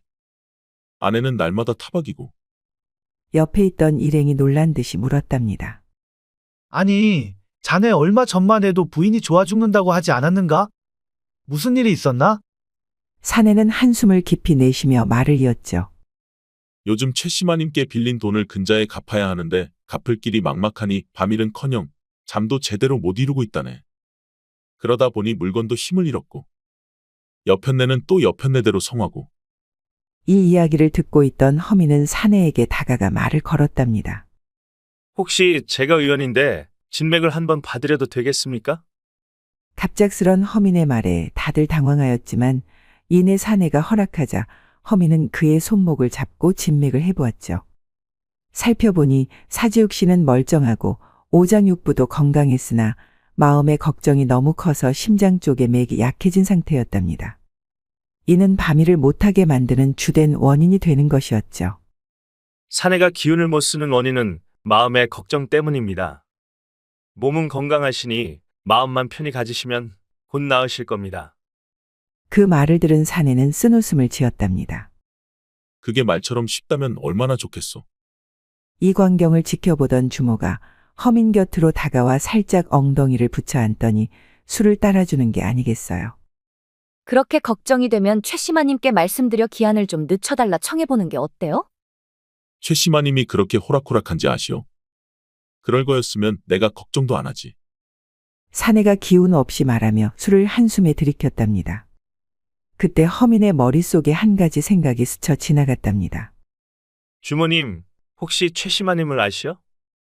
네, 가끔 이 주막에도 들르시지요. 그런데 마님은 어디 편찮으신 데는 없으신가요? 주모는 잠시 생각에 잠기더니 말했답니다. 혼자가 되신 지 10년이 넘었으니 사내 맛도 못 보고 지내시다 보면 없는 병도 생기는 법이지요. 저만 해도 며칠 전까지는 병든 닭처럼 축 늘어져 있지 않았겠습니까? 주모는 제 몸을 살짝 비틀며 수줍은 듯 웃음을 지었답니다. 지금은 보세요. 의원님 침 한 방에 처녀처럼 달아올라 일이 고와지지 않았나요? 아마도 마님도 10년 동안 몸에 쌓인 게 많으실 텐데. 그러니 얼굴이 항상 그리 구겨져 계시는 게 아닐까 싶네요. 그러더니 주모는 의미심장한 미소를 지으며 다른 손님들 눈을 피해 슬그머니 허민의 허벅지를 쓰다듬는 게 아니겠어요. 그러면서 달콤한 목소리로 말을 이었답니다. 제가 의원님을 한번 소개해드릴까요? 마님도 진맥 한번 받아보시면 좋을 것 같은데. 주모는 최씨 부인을 찾아가 허민을 소개하였답니다. 마님, 제가 아는 명의 한 분을 소개해드리고 싶어 왔습니다. 한양에서 오신 의원님이신데 특히 부인병에는 그 누구도 따를 자가 없다고 하더군요. 그래. 어떤 분이시기에 그리 용하다는 것이냐. 제가 들은 바로는 사대부가의 부인들을 치료하셨다 하고 온갖 부인병을 단 며칠 만에 고치신다고 하더군요. 게다가 의원님의 손길이 하도 보드랍고 따뜻하셔서 치료받는 내내 편안하기 그지없다고들 합니다. 최씨 부인은 잠시 생각에 잠기더니 고개를 끄덕였답니다. 그래, 한번 만나보도록 하지. 그 다음 날 허민은 채비를 해서는 최씨 부인의 집으로 향하였답니다. 역시나 고을에서 제일 큰 부자인 최씨 부인의 집은 대궐같이 큰 집이었습니다. 허민이 여종의 안내에 따라 최씨 부인의 안방으로 들어서자 먼저 그녀의 안색을 살폈습니다. 단정하게 앉아있는 최씨 부인의 모습은 위엄이 있었으나 눈밑이 두둑하게 튀어나와 있는 것이 마음에 걸렸답니다. 허민은 곧장 그 원인을 짐작했죠. 오랜 과부 생활로 적절한 남녀 섭생을 못해 혈행이 뭉친 탓이라 생각되었던 것입니다. 마님, 진맥을 한번 해보아도 되겠습니까? 최씨 부인이 고개를 끄덕이자 허민은 공손히 그녀의 손목을 잡았답니다. 과연 그의 생각이 맞았더군요. 맥이 약하고 박동의 간격도 느렸으니 기혈이 제대로 돌지 않는다는 증거였죠. 마님, 혹시 배꼽 아랫부분이 묵직하고 답답하지는 않으신지요? 최씨 부인은 놀란 듯이 허민을 바라보았답니다. 어찌하셨소? 그리고 매사에 짜증이 나시고 즐거운 일도 없으시죠? 최씨 부인의 눈이 커졌답니다. 허민은 자신있게 말을 이었죠. 일주일이면 충분합니다. 마님의 병을 깨끗이 고쳐드리겠습니다. 하지만 최씨 부인의 눈빛은 여전히 의심스러워 보였답니다. 처음 보는 의원을 어찌 쉽게 믿겠습니까? 그때 허민은 묘한 미소를 지으며 말했답니다. 그렇다면 지금 한 번만 시험해 보시겠습니까? 진맥을 하고 있던 손으로 그녀의 엄지와 검지가 교차하는 곳 바로 합곡혈을 부드럽게 누르기 시작했답니다. 그리고는 최씨 부인에게 깊은 숨을 쉬라하며 그 자리를 원을 그리듯 지그시 문질렀죠. 어떠신지요? 그 짧은 시간에 신기한 일이 벌어졌답니다.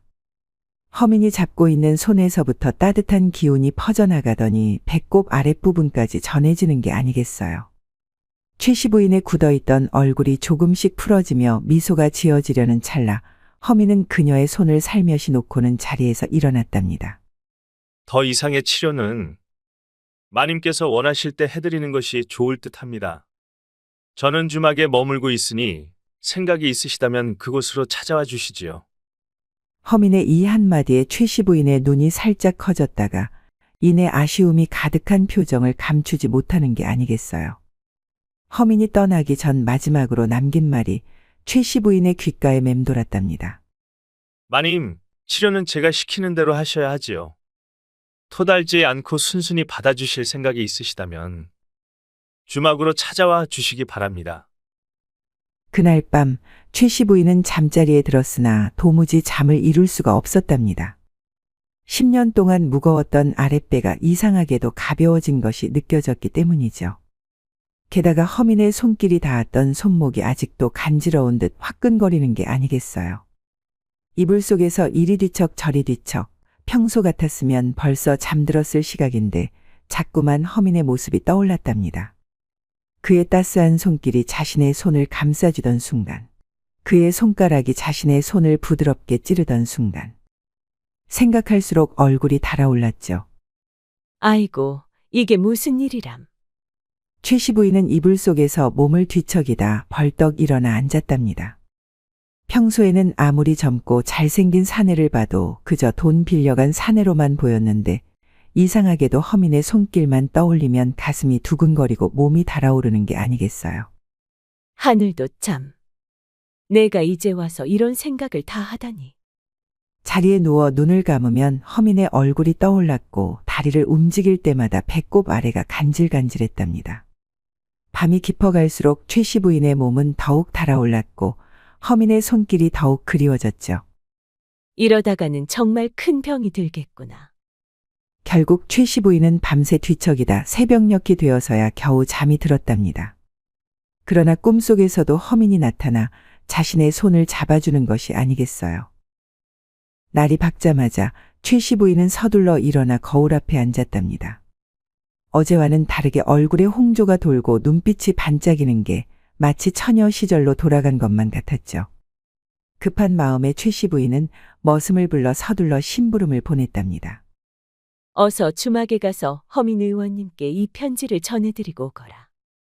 내 병을 고치러 와주시기를 정중히 청해드리고.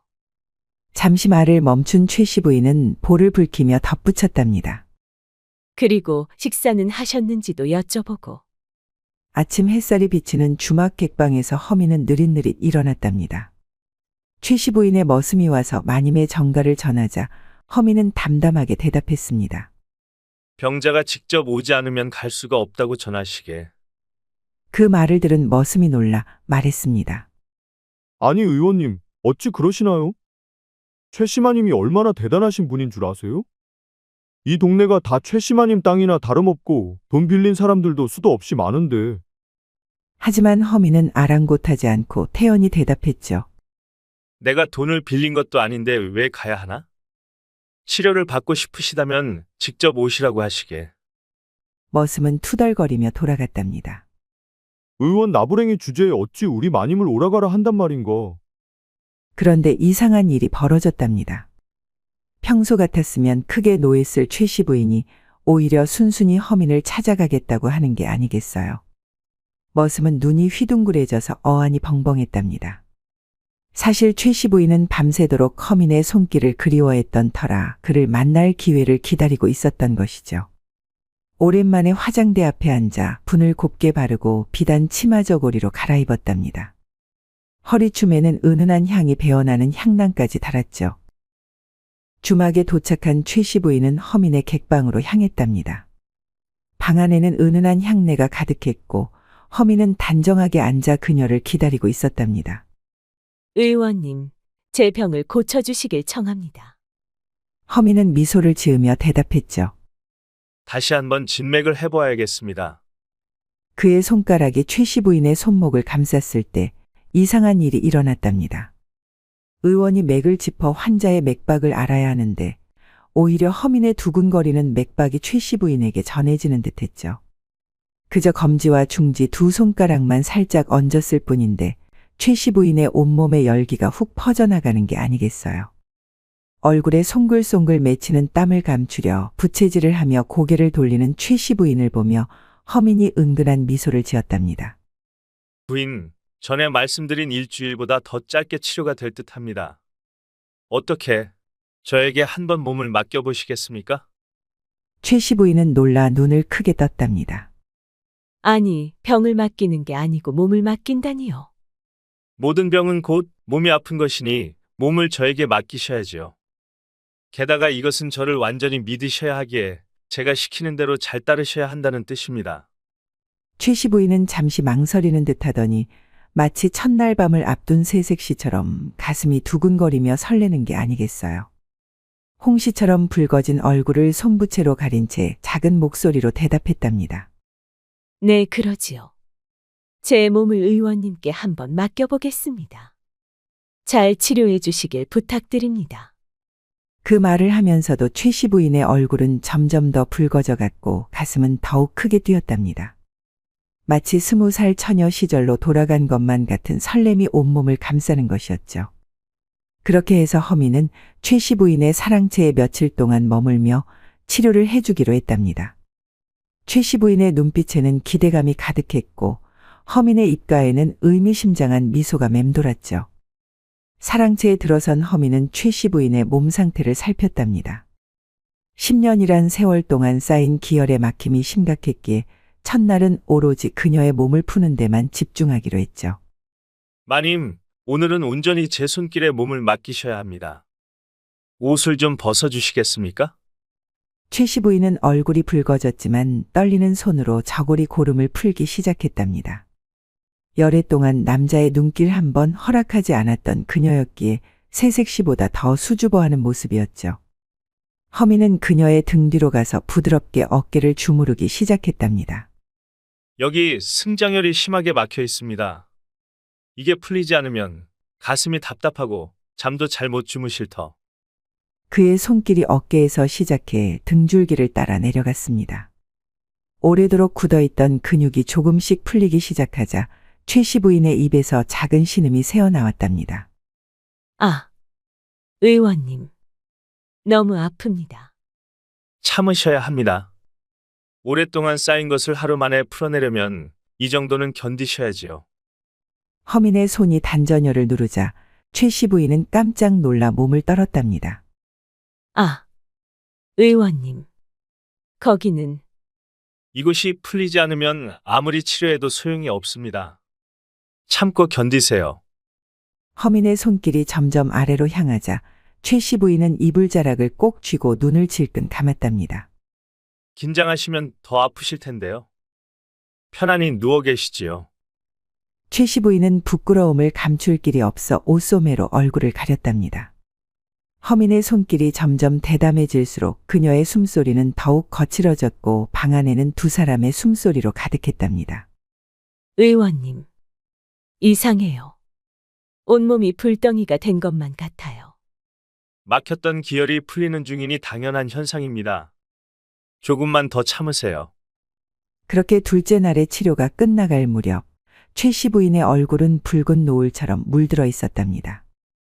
허민의 손길이 한 시즌 넘게 이어지자 최 시부인의 온몸은 이슬처럼 맺힌 땀방울로 반짝였답니다. 막혔던 기운이 풀리자 몸이 절로 달아올라 저고리 귀까지 땀에 젖어들었죠. 이제 더 깊은 치료로 들어가야 할 것 같습니다만. 허민이 조심스레 그녀의 옷고름을 풀자 최 시부인도 수줍은 듯 망설이다가 스스로 저고리를 벗는 것이었답니다. 그때 허민의 도포자락이 스치며 그의 드러난 모습에 최 시부인은 놀라움을 감추지 못했죠. 아이고, 의원님. 그것이 너무. 걱정 마십시오. 의원의 손길이 닿는 곳마다 아픔이 아닌 즐거움만 남게 해드리죠. 그의 말대로였답니다. 처음엔 두려웠지만 그의 따스한 손길이 온몸 구석구석 막힌 곳을 풀어주자 최 시부인은 이제껏 느껴보지 못한 환희의 눈물이 날 것만 같았죠. 그렇게 둘은 밤이 깊어가는 줄도 모른 채 오래도록 막혔던 기운을 풀어내는 일에 몰두했답니다. 셋째 날 아침, 최 시부인은 거울 앞에서 한참을 머물렀답니다.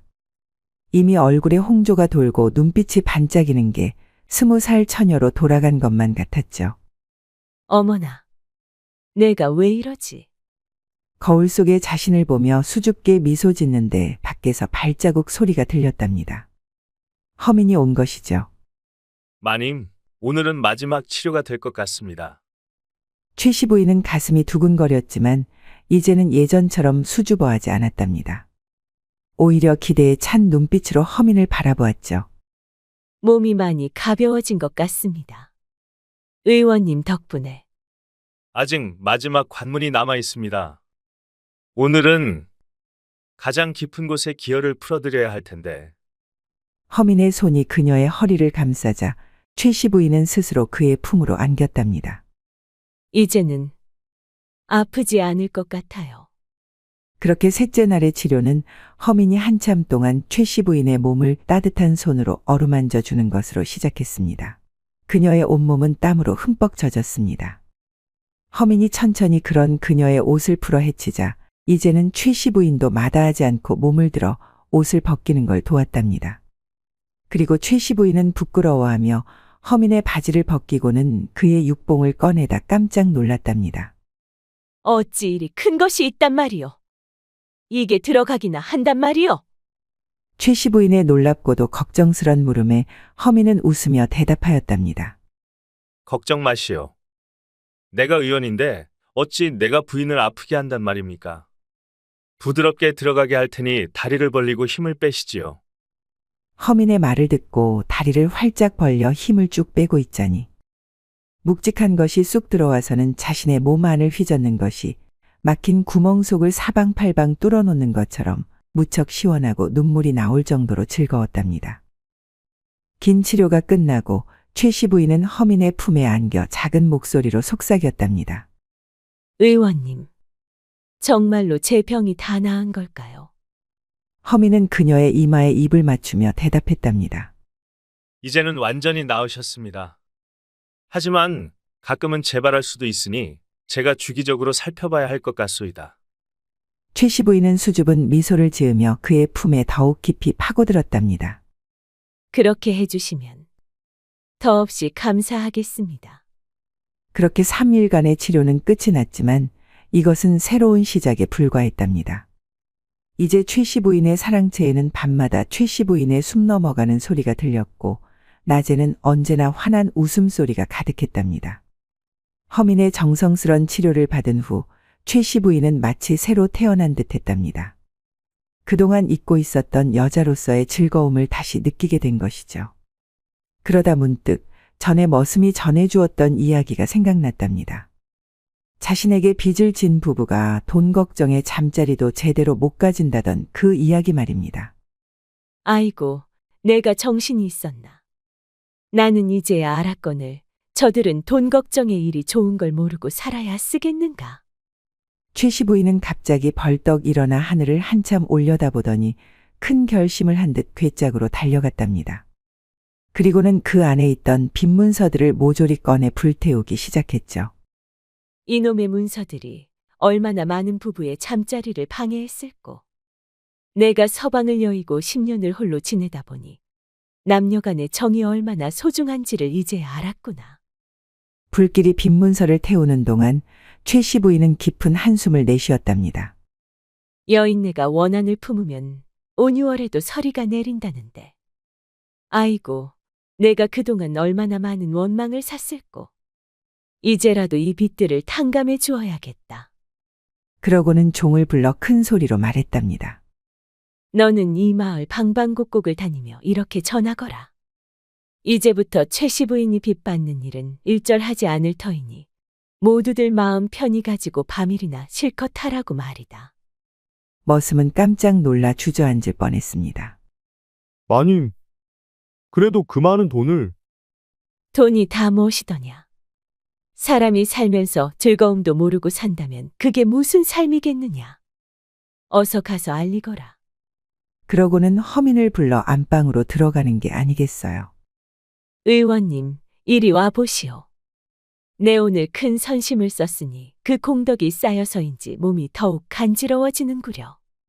그렇게 문이 닫히고 한나절이 지나도록 방에서는 기쁨의 탄성이 그치지 않았다고 하네요. 이 일이 있고 나서부터 말 한마디로 천냥 빚을 갚는다는 속담이 생겼답니다. 물론 그 말 한마디가 무엇이었는지는 아무도 모르는 일이죠. 야다마 씨의 다음 이야기를 빠르게 시청하시려면 동그라미를 클릭하여 구독을 눌러주세요. 감사합니다.